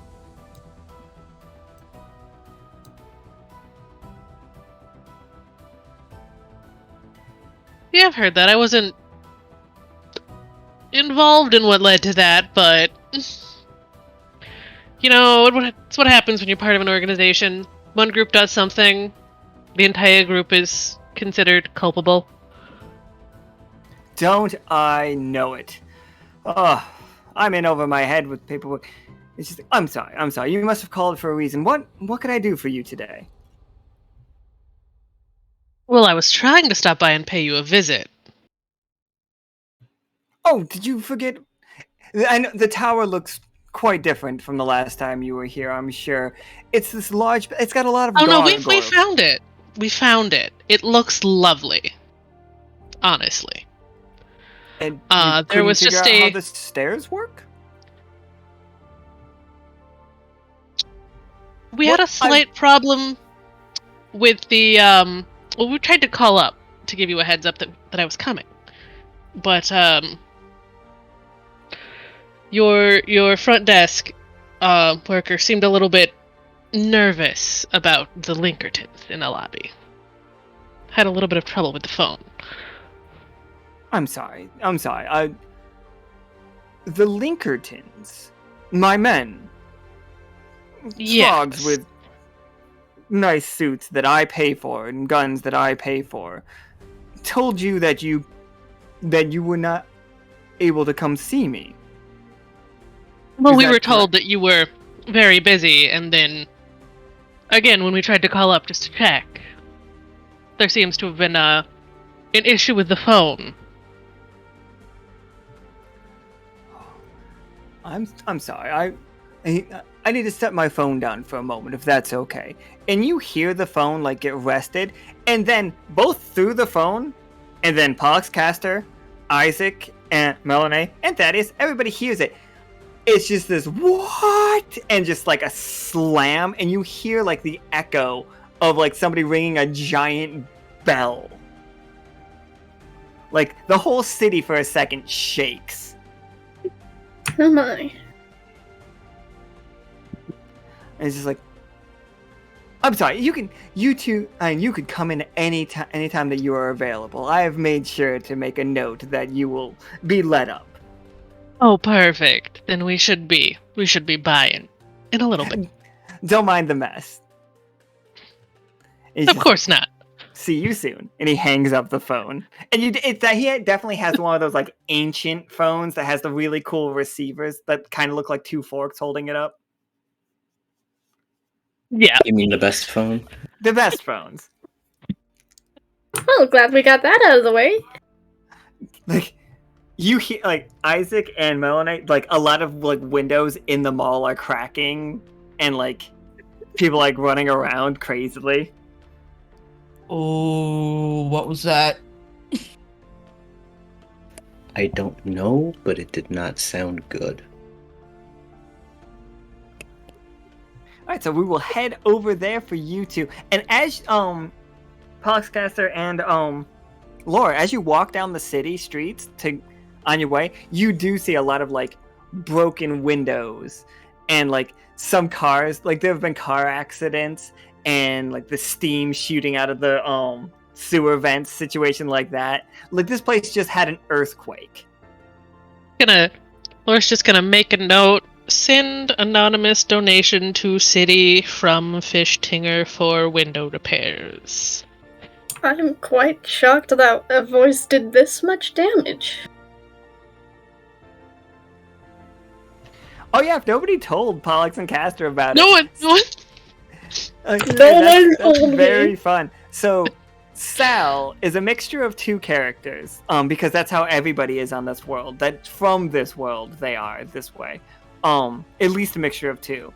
Sal is a mixture of Penny, the mob boss from the Parliament games, and a character from the Seasonings world named the Salamander King. He didn't have a more elaborate name than that, but the Salamander King is a primordial being. Like, he was so powerful. He's a god. He's an ancient god.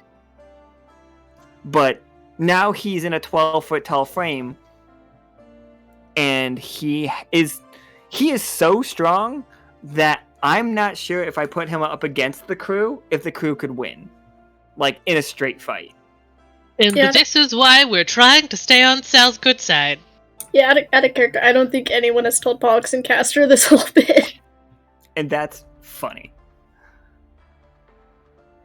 So yeah, we're gonna go back to the mall real quick. Melinoe and Isaac, you smell lemons, like, really strong. Actually, I don't know if Melinoe smells, but you sense... Sense lemons. You have lemon detection. There we go. But Lemon scented. It's like, this place reeks of lemon. As, like, you see two flamingos trying to, like, get their decanters back together, and, like, you see them wrapping duct tape around it. It's most certainly Blueberry's brand duct tape, for the record, everyone. And they're just like, we'll get you some lemonade as soon as we can. We got a bit of a problem. Sorry, everybody. And he's just, like, trying to wrap it up.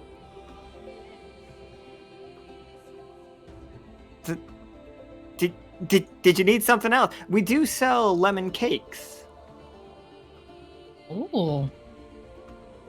Oh, I should get one for Clementine, don't you think? Yes, Clem would love to try the lemon cake, I would bet. Like, one lemon cake, please. Like, and here you are, one lemon cake. You guys have whatever money is necessary for this. Yep. Like, I open up the compartment, I put the falafel in, and I also put the lemon cake in there. the flamingo's like all behind the counter, just like, okay. And it's just like, this flamingo has a name tag that just says Brad and then Lee, like hyphenated. God, no. It's just like, well, I hope you enjoyed your chest lemon bar, I guess. Lemon cake. During that exchange, I'm going to cast Sense Magic, just to see if there's any faint, very heavily lemon-scented magic trails anywhere leading somewhere suspicious at all. Oh yeah, go ahead and cast Sense Magic, and then give me a 20-sider. Like, the Sense Magic is just gonna happen, but give me a 20-sider as you look around. Alright. Yeah, that 3 looks nice. Is that a 3? Actually, it might be.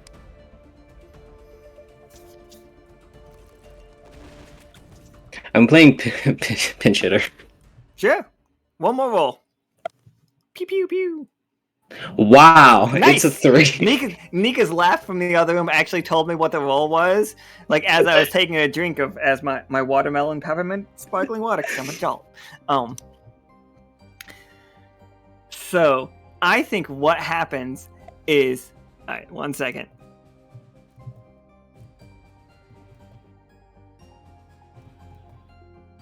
Coming out of the back room, dressed like it's their shift at the lemonade stand, so they got visors and aprons on. Like, you see the same 4 flamingos that you saw before. Oh Lord! Oh no! You see them reach under their apron, and all 4 of them pull out like Tommy guns, and just open fire on you too.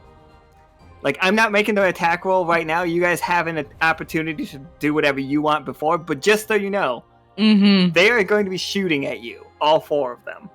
Awesome. Great. That's great. That's quick recap. How much AP do we start out per game? 12. Just 12. Okay, cool. I'm glad I remember that. It's just reflexively, I'm going to cast Sleep, which I can... On the 4... You know what? Ooh. Yeah, on the 4 of them that are shooting at us. Because it usually, regular sleep costs 1, but I can, if I spend more AP, I can cast it on multiple people. Sure. Alright. Alright, just give me that 20-sided. Sleep has never gone wrong for people in the past, I'm pretty positive. Do they have a 3-hour cooldown? Let me go change that right now. I'm sorry, everybody. I didn't know the sound effect cards had 3 hours. Yeah, okay. Hey, look cool. at that. Actually, I actually can't do this right now. No, you're fine. I'll have it fixed by next time for the sound effect cards, I promise.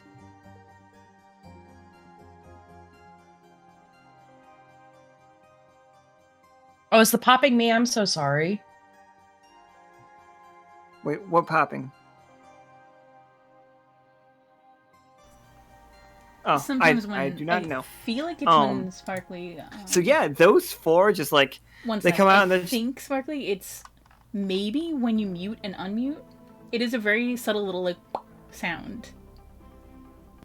That's probably me, actually. That's actually me. Rico. Actually. Yeah, sorry. Aha! My bad. We got. I somehow thought it was my fault because I have all the mic issues. But excellent. So, yeah, those 4 just like sunk. Oh my god. Sorry, 1 second.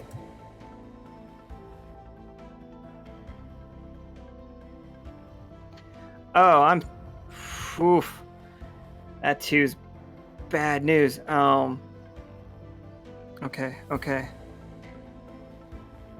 So you have just put 4 flamingos to sleep, and you look where they have collapsed, and they have collapsed in just a pile, like a puddle of the lemonade. Lowered by 1. That's significantly worse for these 2, but sorry, you 2. Karam hates you. I don't know why. He's just mean. It's because I'm here. Yeah, Warlord. They're all falling asleep into the lemonade, and your detect magic finally goes into effect. And you see this lemonade is just full of dream magic. And it's just like pouring onto the floor. And these 4 sleeping flamingos, their dreams are starting to become visible to you. But by dreams, I mean nightmares. Like, something they are incredibly terrified is like forming into a cloud above them and is stepping out of it. I don't know what a flamingo's nightmare looks like. Somebody tell me. What does a flamingo's nightmare look like? I can look up natural predators real quick. It's like, I'm looking through my token. Giant Krieg taking all of their money. Looking at Mr. Flamingos are preyed upon by lions, leopards, cheetahs, and jackals. Pythons have also been known to attack flamingos. Okay. But what does a mob flamingo fear? But I do like all of those. I'm looking through my tokens. I'm like, I got all the monster trucks I could want. Oh god. Oh god! What Crumb just said. An amalgamation of Krieg and Royce. Oh no. No. I like that idea.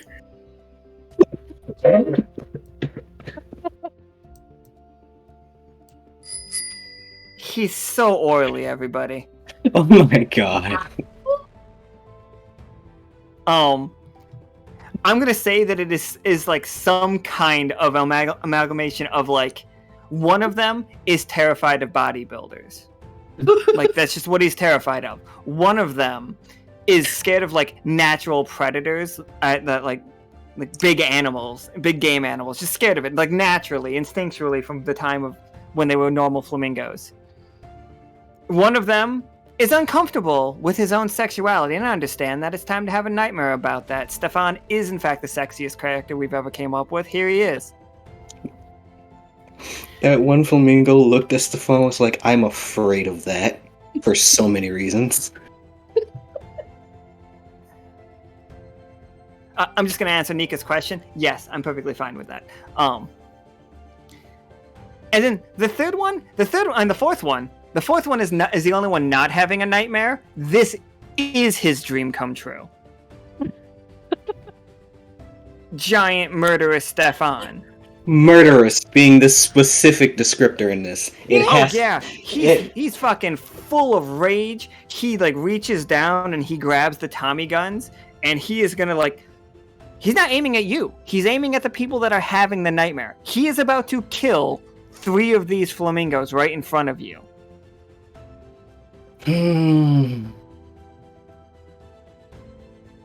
Question of morals.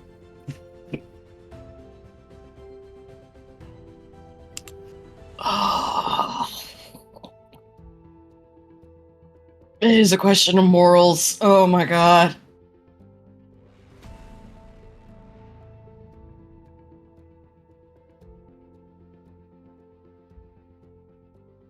What are the other 2 flamingos that were just there, like, talking to us? Like, what are they, like, are they freaking out? They are panicking. They are full flamingo of panic. They are doing the little, like, stomping in place thing, but they're behind their thing. Stefan is now not guarding, but, like, the way he's standing this is not actual Stefan. This is some crazy nightmare amalgamation. So don't worry about that. Like, you know how you have to like lift that board to get out of your little booth in these places? Mm-hmm. That's where the nightmare is. It's right there. Okay, so like, but are they in the same, like, so the question I'm asking is like, are they behind, is the dream Stefan behind the counter where these other guys were? They're trying to like keep themselves safe. They're ducking down. Yeah. They are like they're doing flamingo stomps as they run in a circle, but flamingos' knees bend wrong, so they can't get over the counter. They can't like take a big step. Listen, like, I understand, like, I.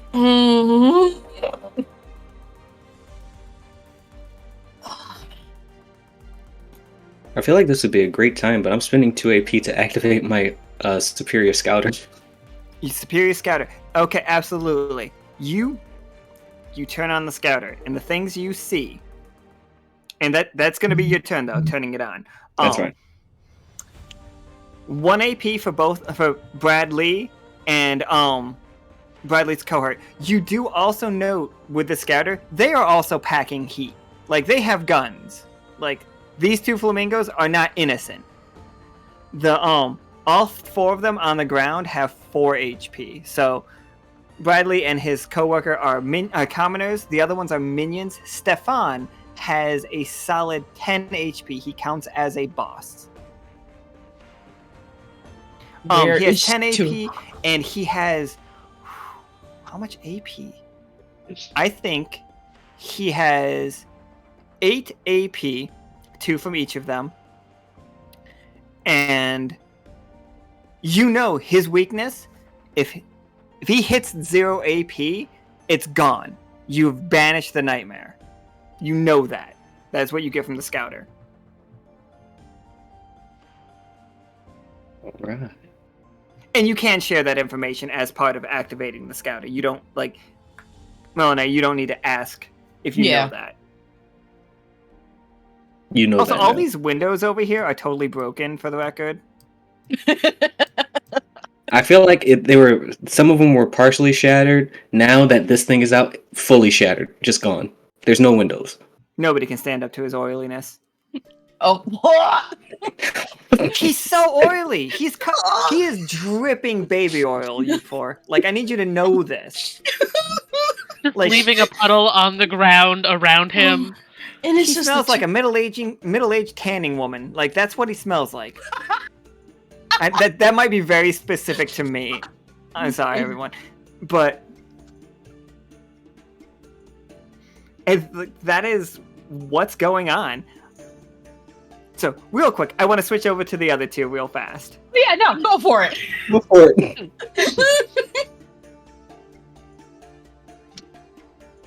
Now I just gotta find which map they were using. I found it. Alright. So, Laura, Pollux, and Castor, you walk back in, and you see the receptionist just, like, shaking. Right this way. Right this way. Right this way. Thank you. You're welcome. Right this way. And, like, he is not making eye contact with you at all. He's looking at 2 specific spots directly behind you 2. Like, not directly, but, like, on both sides of the door as you enter. Like, oh, that's where the guards were when you came in the first time. And as you turn and, like, look, they're still there. They're just unconscious, dead, hard to tell. Both of them bleeding out of their ears, and there's a crack in the wall behind each one of them, right about where their head might hit it.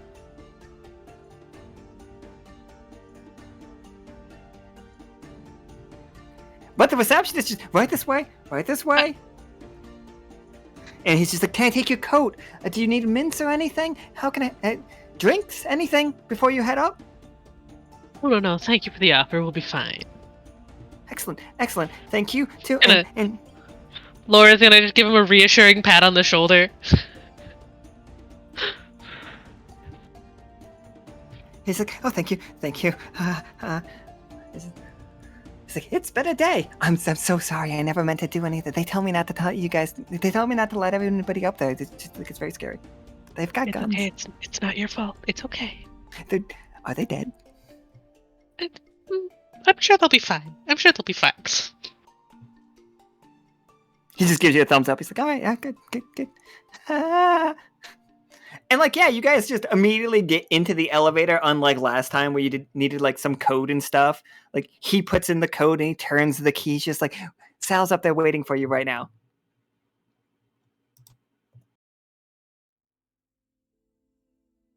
Now I'm trying to find Sal's off. There it is. So yeah, you two get up into Sal's office, and he's just like, "Welcome!" And you see him like he's currently like washing his hands in a little basin.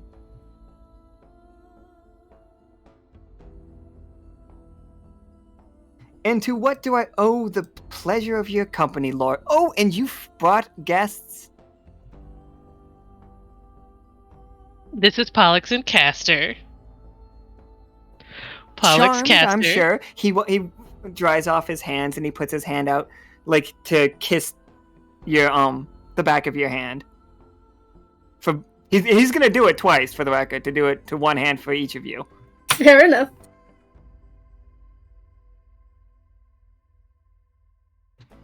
It's just like, oh, I love your hair. A bit of the celestial sea in you. I believe Laura told me she hadn't made it down there yet. No, not yet. We will have to go. Like, and if you haven't seen it either, Pollux and Castor, we'll go as a group. It'll be a fantastic outing. I've recently had to blow off a bit of stress myself. As he goes, he checks his knuckles. Yeah, we saw that. Good help, hard to find. I'm sure you understand. Running such a profitable business as your own. Oh, I can't particularly say I blame you, especially after what happened before we came earlier. Good help. I am starting to believe there might be a mutiny at hand.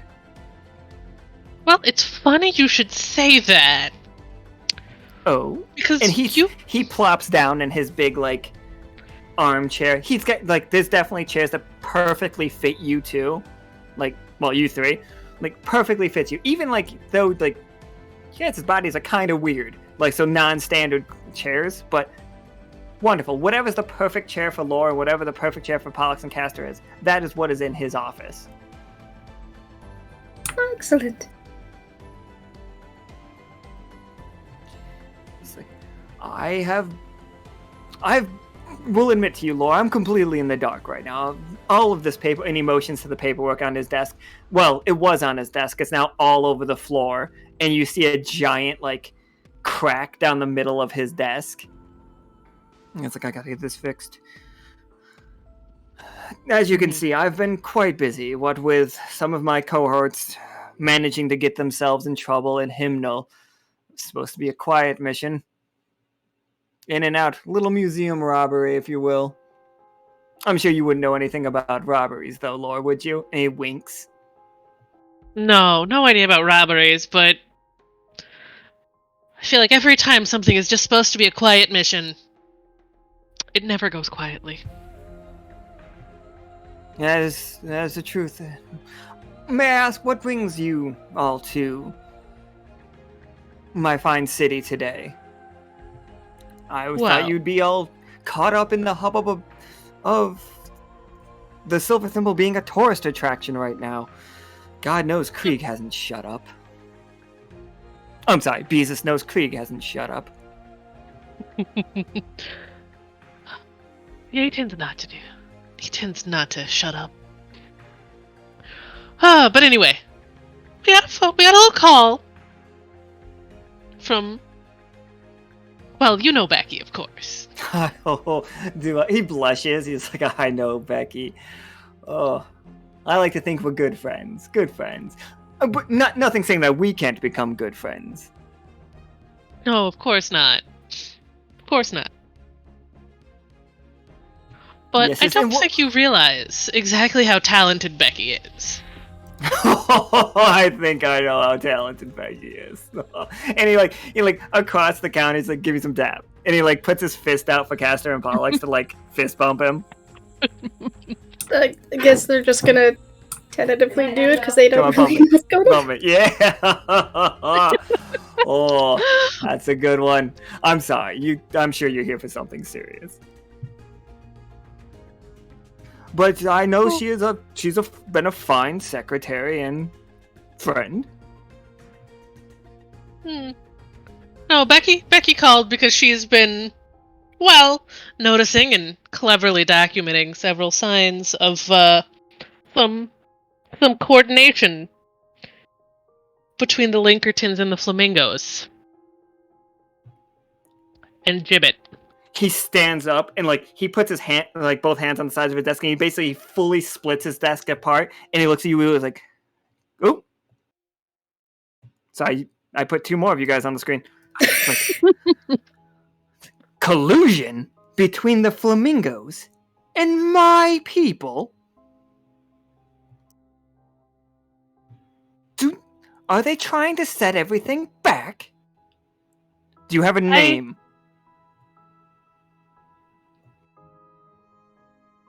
No, Sal.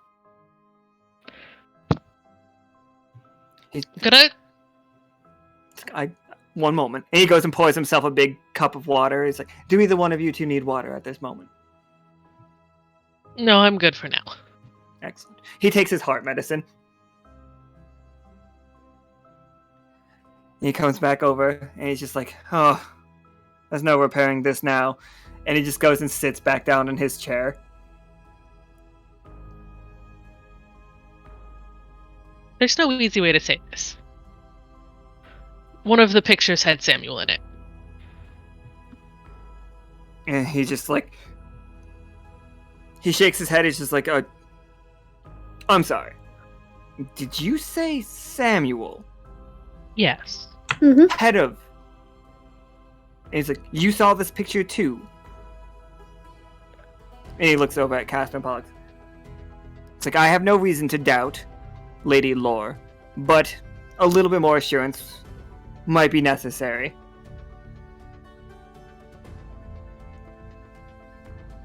You back up this claim? I do. He turns and he's just like, Where were you shown these pictures? At Krieg's, just before some flamingos pulled a drive-by. It's like Krieg's of... They did a what? Oh yes, Oh, they drove by and did a shooting at us. Well, they parked and then shot and then drove away. Yes, that. They popped a tire, left some very clear tracks, but I believe the funnily rest of our enough, group went to check on that. Did Samuel hunt... funnily Where are the- enough, when we happened to mention that the flamingos were wearing top hats, it appears that just the trail disappeared.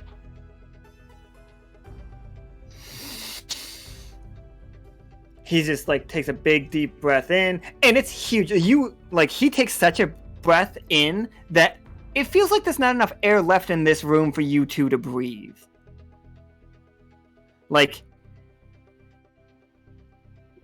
You can hear a whistling coming from the window where the window is cracked of just air being pulled in from the outside. That's how strongly he's breathing in. He's also getting a lot bigger for a second.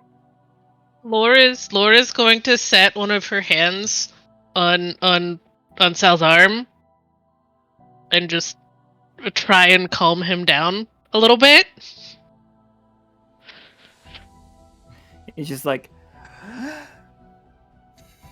he breathes it all out, and just paper is flying all over this place. But Sal has gotten bigger now, and he is bigger now. And he's just I think it's time that we go check on these tracks. You 2 don't mind keeping me. You 3 don't mind keeping me company, do you? Oh, No, not at all. It's most excellent. And he motions to a much, much, much larger elevator than the one that you guys took to get up here. It's this will take us directly to the floor. That's why. In fact, 2 of our companions already went ahead to go follow those tracks, so. Absolutely. I am so happy to have the Wander crew helping out again. By any chance, you wouldn't have... Oh, go ahead. I do have to apologize for not properly introducing myself as part of the Wonder Crew the first time, but you didn't really ask. I can connect context clues, my lady. He's just don't you worry. And like he gets in the elevator first to not like make it terrifying, because I imagine if a giant got into an elevator after I did, I would be scared. And then so yeah. And on the way down he's just like, Pollux and Castor, I don't have a dossier on you. Sorry, I like to know people. Could you tell me more about yourself? As the elevator door closes and starts going down, and we're gonna like cut real quick as we get back to the mall. Melinoe, what were you trying to do? Well, after being told by Rico that the other two flamingos had guns, I'm like, okay, probably should take care of this so it doesn't do too much damage to other people in the vicinity who might get caught in the crossfire. It has Tommy guns. So,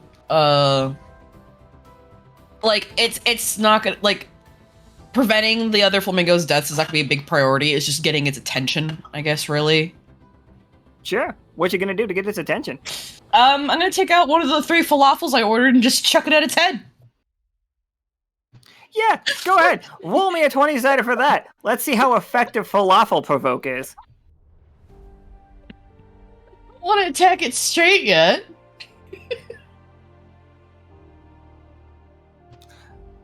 Fucking one of these flamingos is terrified of falafels. Don't know why. Might be the spices just like had a. It's just maybe a falafel gave him food poisonings one time, and like he has not been able to get over it. Yep. So he turns and he like pulls both of the guns on Warlord and on Isaac and on Melinoe, and he's about to start firing, but like it's taking steps forward. So yeah, it's looking at you. It's 100% looking at you, Melinoe. It is about to start shooting at Melinoe for the record. Mm-hmm. Uh-huh.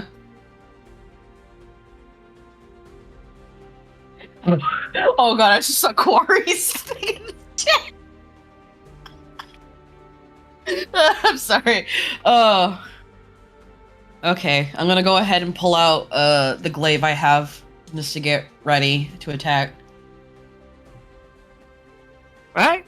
So, Isaac, standing next to you, Melinoe, has thrown a falafel. The falafel had 0 HP when it went past your scouter, for the record. and like, it hit him, and like, you see this creature, like, it does not have eyes. Like, it's not really this shape. You can start to see that it's like almost a nebulous cloud in there. It has physical form because the flamingos on the ground gave it physical form. And based on your scouter, I'll give you a little bit more information. You know that if you wake these flamingos up, this thing will go away. But it is standing between you two, and they are magically asleep. Okay.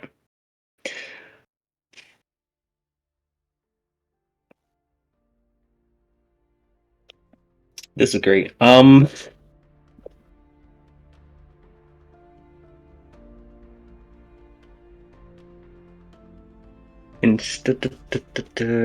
me a second, because I want to see if I have anything I could do.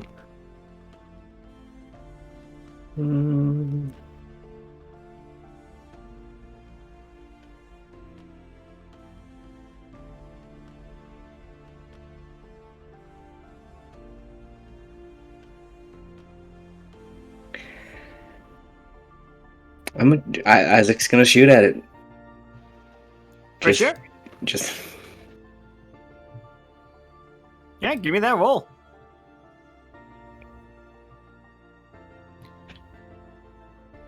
So yeah, you hit it. Where were you aiming? Whatever seems to be like the most condensed part of magic. Alright, Nika made it a 20. Go ahead. Wherever the most condensed part of its magic is. And thanks, Karam, I was about to get to that. It doesn't fucking matter. Because of the foam darts. No. That's like a trick with the with all the prank cards is you have an opportunity to avoid it. Like so, yeah. Oh, I think what happens is, what kind of gun does if you're shooting it with if you're shooting it with your sidearm and not like your rifle, what kind of sidearm do you have? Is it just the stock standard, like loaded with a clip one, or do you use a revolver? Isaac uses a revolver. All right. So the revolvers cannot be silenced, for the record. I think there's a moment that you go to aim, and that the aiming, that's the 19 part. Like you're aiming, it's like you look and you see that something's wrong, and you go to click the barrel over, and you notice a foam dart was in what it was the round, and then like when you do it, you accidentally go twice, and loaded in the barrel now, and I don't know if you remember getting it, or like maybe you were just testing it out, and maybe you grabbed somebody else's gun, but there's a null magic bullet loaded into your round. Cool. I was gonna play that card anyway too. That was what I was hoping you were about to do, and like yeah, it fires right out of it, and it hits this with your scouter. You knew exactly where to aim. With a 20, it's perfect. With a null magic bullet, you see like Melinoe. This is really wild for you. Mm-hmm. You see a nightmare get turned inside out. Like, this thing stops being what it is here and just becomes like an amalgamation of mouths. And like, for a second, you're pretty sure you see yourself in your underwear taking a test. And that's weird. And like, it's like mouths and eyes and other fucking just like absolute nightmares, like flamingo parts, and then like you see the end of the world for a second. Like you see when Liminal like got crushed into one place. Like you see that happen. Like you see the librarian. Like you see T flying through the sky with flaming wings. Like all this stuff just happens, and then pop, and all you can hear is like the most content snoring sounds from these flamingos. I'm gonna passed out. I'm gonna look at the two flamingos that are still awake, pointing the glaive at them, and I'm just gonna walk over and just lightly nudge the four that are asleep in the lemonade to this out of the lemonade, just like don't move.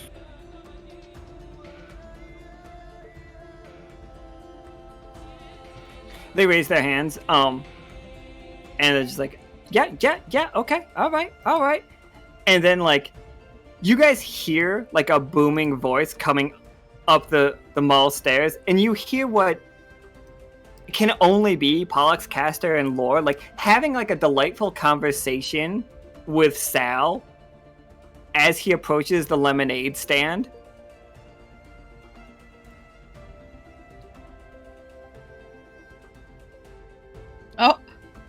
Oh, you guys just missed the weirdest party we had. Oh? Is it? Dream Was it weirder than the monsters. bachelor party? Dream monsters! Oiled up giant cheetah! You guys see Bradley, like, see Sal coming, and he's just like, I think it's time for my break, and he goes to run away, and like Sal's arm just shoots out incredibly fast and just like snatches Bradley by the back of the neck and just holds him up and casually lifts him over the counter. It's like, no, we're all gonna have a very polite talk.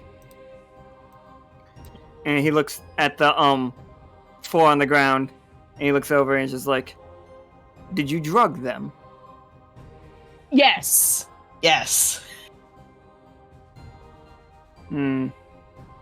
Convenient, I suppose. Yeah, I have great skill. Many good skill. Good. He shakes Bradley, and he's just like, Bradley. And he's just like, tell me what you know. And Bradley is a commoner, so Bradley doesn't know anything. He's like, I work here. They give me a gun. Bobbitt's a really good guy. I wish I wasn't here right now. I sell lemonade. It's good lemonade. It's very tasty. Would you like a cup? Sir, I wouldn't drink it. I would never. With my heart condition, all that sugar. Because I drugged these four, they fell into the lemonade. It made a nightmare monster. A nightmare monster. And he looks up and he's just like, you see him mouth the word Karam. I'm just like, it's gonna become a bigger issue than I thought. No, could you all be a dear and bind those four for me? Oh, of course.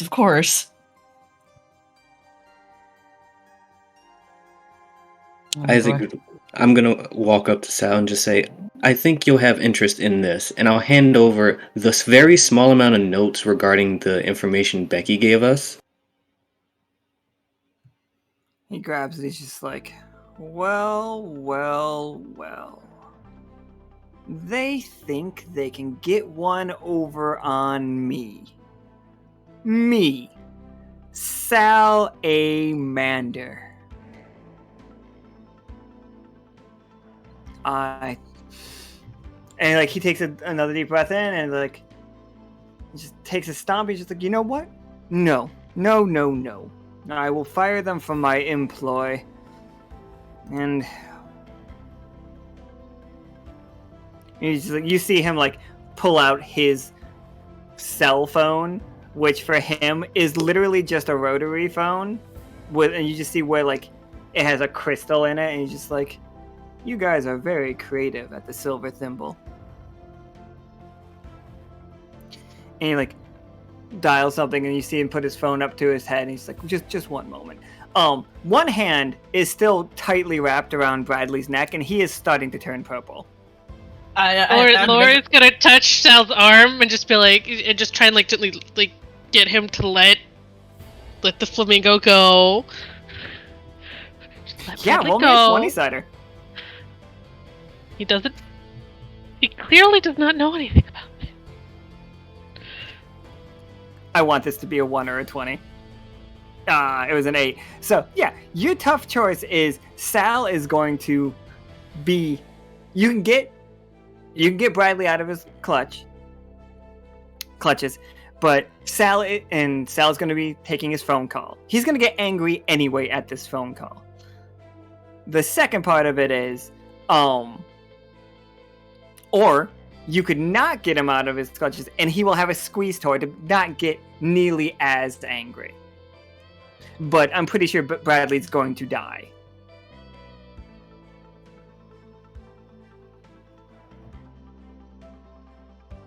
It's like neither one of these options will keep him calm. Just one of them will stop him from going nuclear. Nuclear.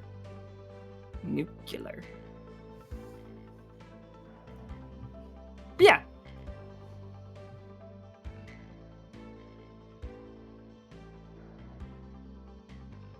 1 second. No, that's fine.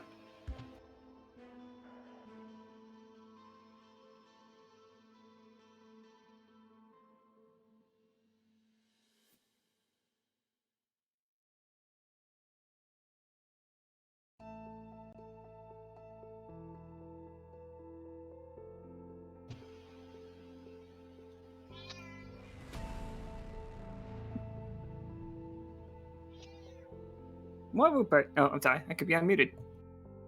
I was about to question the cat. Yeah. Do you want to kill a flamingo or not? Rupert, do you hate Bradley? I'm.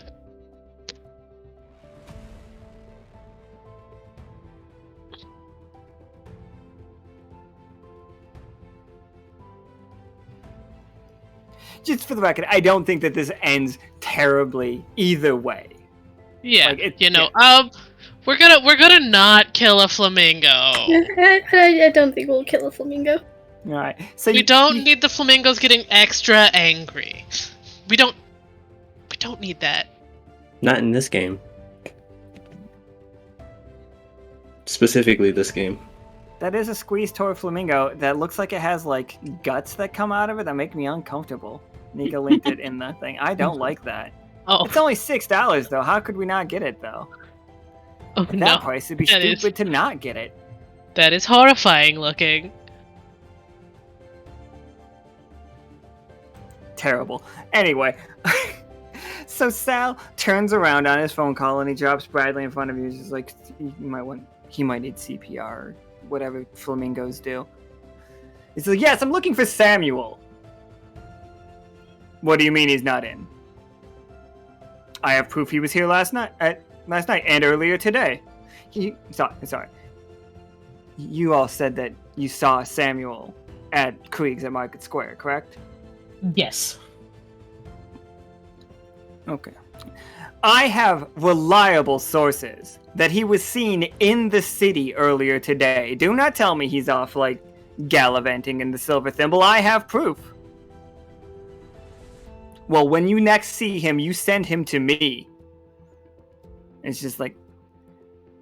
He's like, what do you mean you don't work for me? He's like, and then you see him get livid again. He stomps his feet, like this whole section of the mall like breaks like along the middle of it, and like Sal is not out of his mind angry, but he's furious, and he hangs up the phone quite delicately, honestly, but then as he stomps through the mall and he's just punching holes in businesses as he goes by. And like, he's like, this is my town. I think he sounds a lot like Kingpin from the Daredevil and the Punisher shows right now. I can't remember the name of that actor, but he does a really good job of being a huge guy that's angry and scary. And like outside, you hear like cars getting flipped into the air and landing upside down. And Sal is stomping his way back to his tower, just being a fucking kaiju, basically.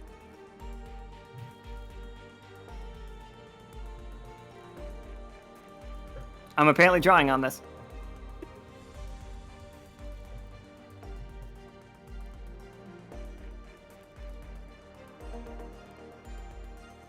So I take it that's not a good reaction.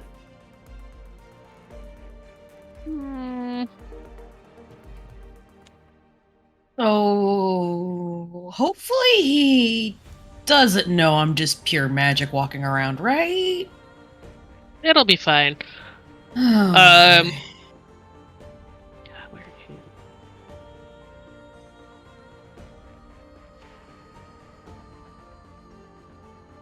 Oh, I'm sorry. Not the bad Daredevil art. I did mean Vincent D'Onofrio. And he is stomping down the street, like, and you see him just flipping cars, and he's not out of control, but he's incredibly think of a angry. Of like a good song to do with it, because I want to use folk song to try and calm him down. Oh, for sure. Becky's not like out on the street. This is just where Becky lives, for the record. Yeah. So I'm gonna try and use folk song to calm him down a little bit. It's been 2 AP. And what does folk song say again? You sing a song that kindles strong feelings in an NPC nearby. Read or sing the chorus of a song at the table and describe your performance.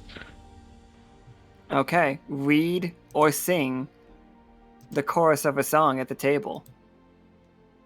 You can just read it. It's perfectly fine. Yeah. I wouldn't force anybody the problem to is like sing. there's so many that I'm just like, crap, which one? Where is one that works?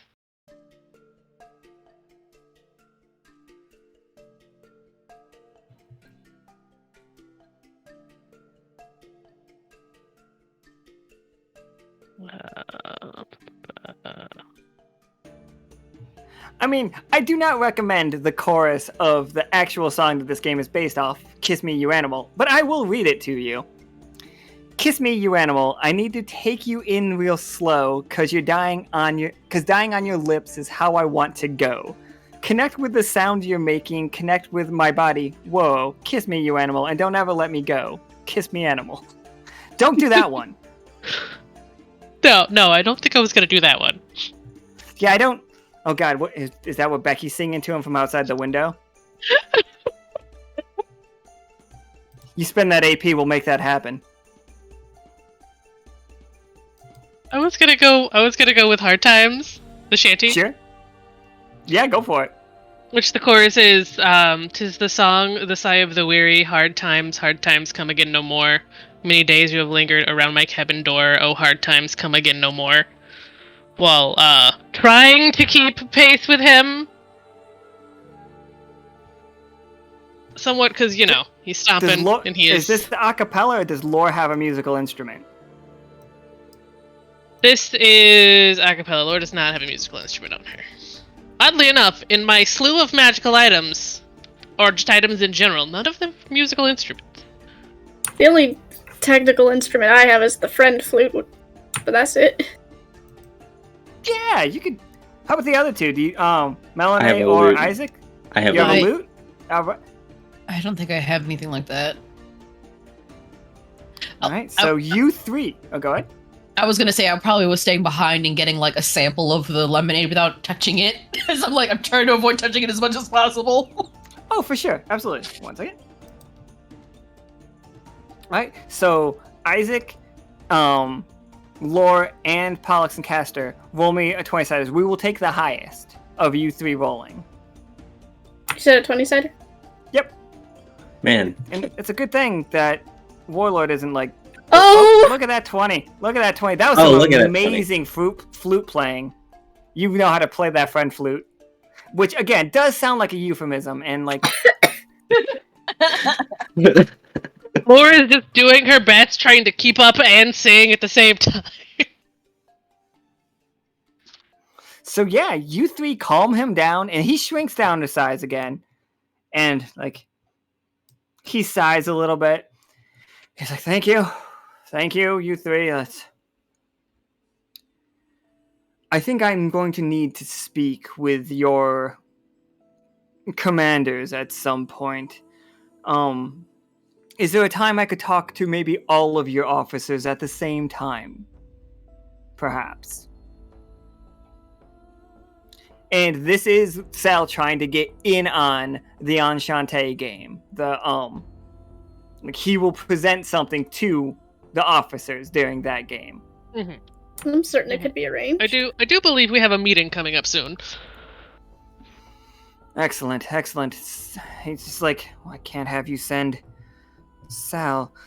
Send Thaddeus the day and time. I will begin including him in my council. But thank you all.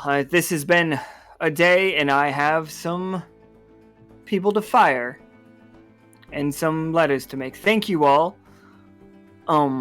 He leans in close. He's like, please don't mention to anyone the Gibbet connection if you could. I feel it's too early to move in on that, but if you could, I would also like, maybe as a warning, stay away from Gibbet for now. Stop purchasing their goods.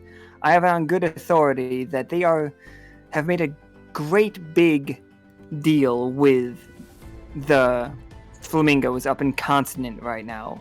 Next month they have a huge shipment coming. And from the paperwork I've seen, it is thousands of mana batteries.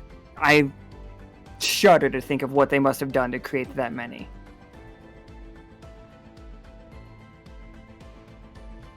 And yeah, so Melinoe, give me a 20-sider for your trying to get a sample and studying it.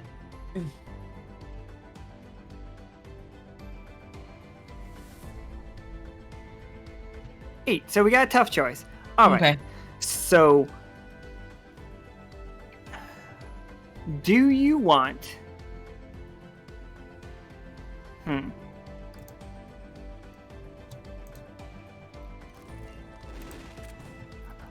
to be nice. Mm-hmm. No, just let it happen. Let it happen. I want shenanigans. Let's go. Oh, okay. Okay. All right. All right. I do say you guys can all always like say no to your 20s. You can't say no to the ones because that's kind of like a punishment. But you can say no to 20s. Melinoe, you look in the puddle of the lemonade as you're trying to like scoop up a little bit more, and you just kind of get lost in it for a second, and like you feel less connected to your body for a moment. Like there's a second where you feel like you can leave your body and then put yourself in another inanimate object. Like, and it happens so quickly. Okay. So you can either get this legendary ability that we've talked about before. Well, this is how you do it. It's basically you make a dream come true. Or you can take a vial of this lemonade before it's cleaned up. I'm gonna go with the first option. All right. So yeah, add that to your sheet. Can we say, like, I accidentally, like, put myself in an inanimate object and then my physical body just crashes to the ground? For sure, like, yeah. Like, you are now in a chair. Like, it's like, just kind of looking around, what the fuck? And then all of a sudden you watch, and I don't know, chairs don't have eyes, but neither do you, so what do I know? Not really. And it just, like, your body collapses on its side, like, in the lemonade. And, like, people have to help you up. And they're like, oh, I'm sorry, like, and like, this trustworthy Linkertons around, and they gather up the flamingos, and they help you up, and you are soaked in the lemonade, just absolutely soaked. But you're not in there. That's just your body. And they're like pulling your But anyway, I'm gonna refund that one, Corey, because I was supposed to give you another item, and it didn't have an item. I don't like. It's like I could try to think up something, but like if it's not in the moment, it's kind of hard. And I'm sorry, he didn't have anything. He wasn't real. But yeah, I think you guys all meet back up at. Whoop. Wait, am I still in the chair? Or are they just dragging off my body at the moment while I'm freaking out? They're just dragging off your. Yeah, they're just dragging off your body for now. Like that is exactly what's happening because they don't know. They just think you're unconscious. Like you're a weird skeleton person, and you've been like people are like, oh, weird skeleton person. I don't know how that works. They don't know how any of you guys work. But yeah, so like you guys like. They kind of like all not throw you guys all together, but you all like meet up together, and you guys do see Melinoe is just unconscious, which is weird because you've seen him unconscious before, and it doesn't look like this.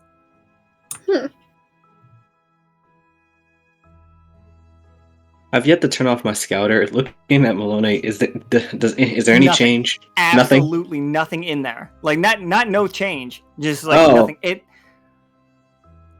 You are looking at, you know what? You're not even looking at a rock because sometimes rocks in this world have AP. And you're not looking at null metal. It's just colorless. It's just nothing. And then all of a sudden, like, you see just basically a little like ball of light. Melinoe, I need to ask a question. Melinoe, are you a spirit or are you a ghost? Oh, this is depending on were you alive or you a concept? I am alive. I was alive back in like that. I was a person that was experimented on to turn into this exact thing. Okay. Yeah. So you were alive. Yes. So you see the ball of light go flying back into this, what looks to you just like absolutely nothing, and all of a sudden it's back to Melinoe. It was a chair.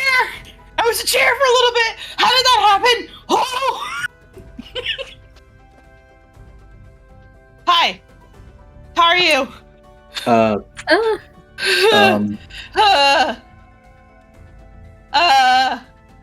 I was a chair for like, I was trying to get lemonade. Just so we could examine it back at the sub, and then I wasn't in my body. And I was so scared that my phylactery had broken, and I was just done for. And I saw them drag off my body, and then I just chased after it. Obviously not as the chair, but that hasn't happened before. You might have chased after it as the chair. There might I think we cut to the scene of the chair rocking back and forth on its legs, trying to catch up with the people dragging it. And that chair's keeping pace too. The chair was doing a good job for a minute, but then it hit stairs, and I don't think a chair can walk downstairs. But I don't know if it's a good or... I think it's a good thing. I'm sorry I didn't get any of the sample of the lemonade. I mean, my clothes are soaked in it, obviously, but...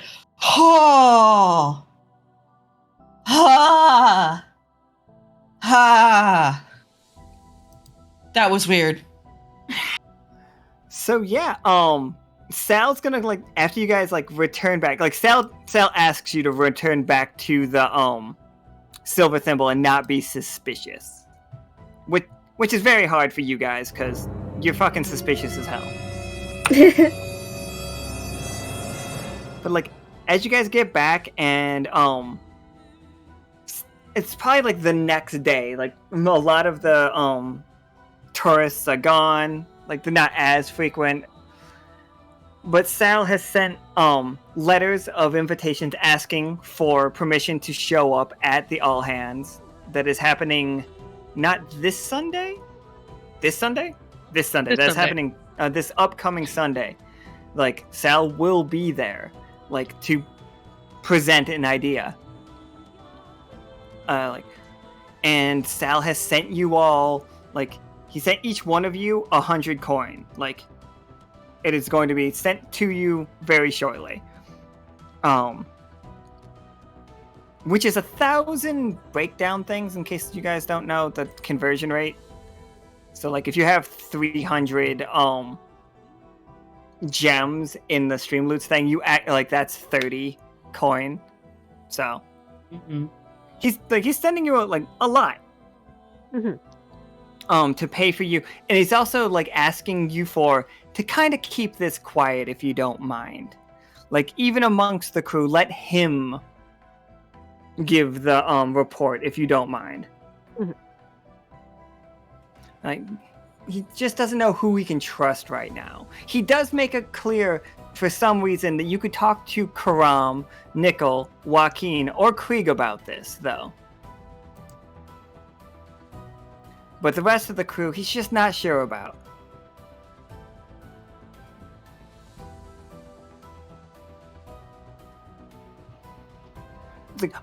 He's not there right now. Karam, we will set something up for you at some point. The speakeasy if you can make the speakeasy this Friday, we will do that scene in that speakeasy. Oh, you're not an officer. But yeah, so that is the end of Kiss Me Animal. Which went very different than I expected it to, for the record. I think it went perfect. Oh my god, I was so scared when we split the party. We didn't murder anyone. Yeah, there was no murder.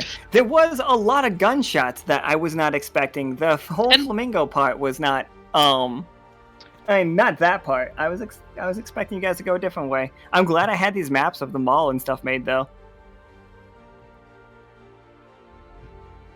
I give some random crew member the falafel I have that are now But, so yeah. You guys are all, back in town. Lord does not stay at her apartment, so it doesn't matter that somebody is, there. And so, everybody, we do have a recap coming tomorrow, which is, Nika's going to draw the art, and we're also going to talk about like the games this month and like leading up to this, and where we think that the weekend games should go. Like, not should. You guys can take them wherever the fuck you want. But we're having a speakeasy on Friday, so in the speakeasy channel, if you can make it Friday 5 p.m. Pacific Standard Time, let me know, and I will try to get a scene crafted for you guys to come in and do that. I really want to see a lot of the characters that I didn't see this month as much as I can. But also, if you've already been in games, feel free to sign up for that too. It's perfectly fine. The game on Wednesday got moved to Thursday, so look forward to that. That'll be a lot of fun. I hope. And yeah, I think you guys are just fucking in a weird place right now, because you're the only ones other than Soki and Kay that has directly seen how powerful Sal is. Like, he's incredibly strong and maybe a little unstable. The stress of his job has been getting to him, so Becky's fine. We calmed him down at just the right time. Right, yeah, oh, definitely. And I think that is another thing that gets added to the Wander Cruise story of, like, saving the city again. It's like he was freaking out, but no, they showed up and all they did was played him a song. There's somebody that was really good at the friend flute, and then somebody else is just like, yeah, that sounds like a euphemism. It's like, I know! I just want to say I was really tempted with the two Linkertons in the lobby to just play the moist hug card and just put them together in a really awkward hug just for the funnies. Just gross. But don't worry, those two are dead. Well, I'm going to continue to do that. I didn't check their pulses. I thought maybe they would be okay. I'm sure they're going to be fine. No, they got their brains bashed out on the walls because you don't disobey Reedy, but that's for other reasons. And you don't disobey Sal. Also, Reedy was supposed to be part of this game, and you guys just did not go where he was. I'm like, all right, fuck it. We ain't seeing Reedy, I guess. Reedy's just locked up with Bobber. Those two are like fucking hitting it off. Crew doesn't want to talk to Reedy. Crew's not helping Reedy find his wife. Spend all your time hanging out with Sal, making like back alley deals with Sal. Helped Sal set up a stadium over at Hymnal. Just saying, you guys are like accidentally summoned up a oiled up man thing. Summoned up an oiled up man. They existed for like a second and then stopped existing.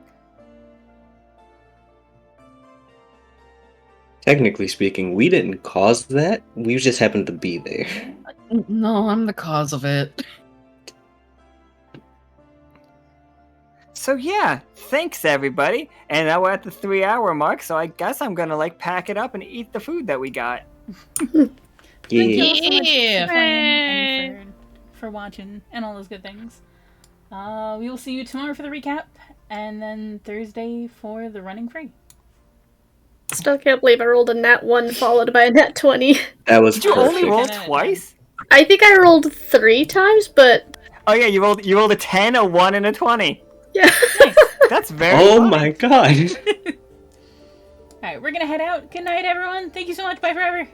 Goodbye, everyone. Bye forever. Bye. Seriously, you guys did great.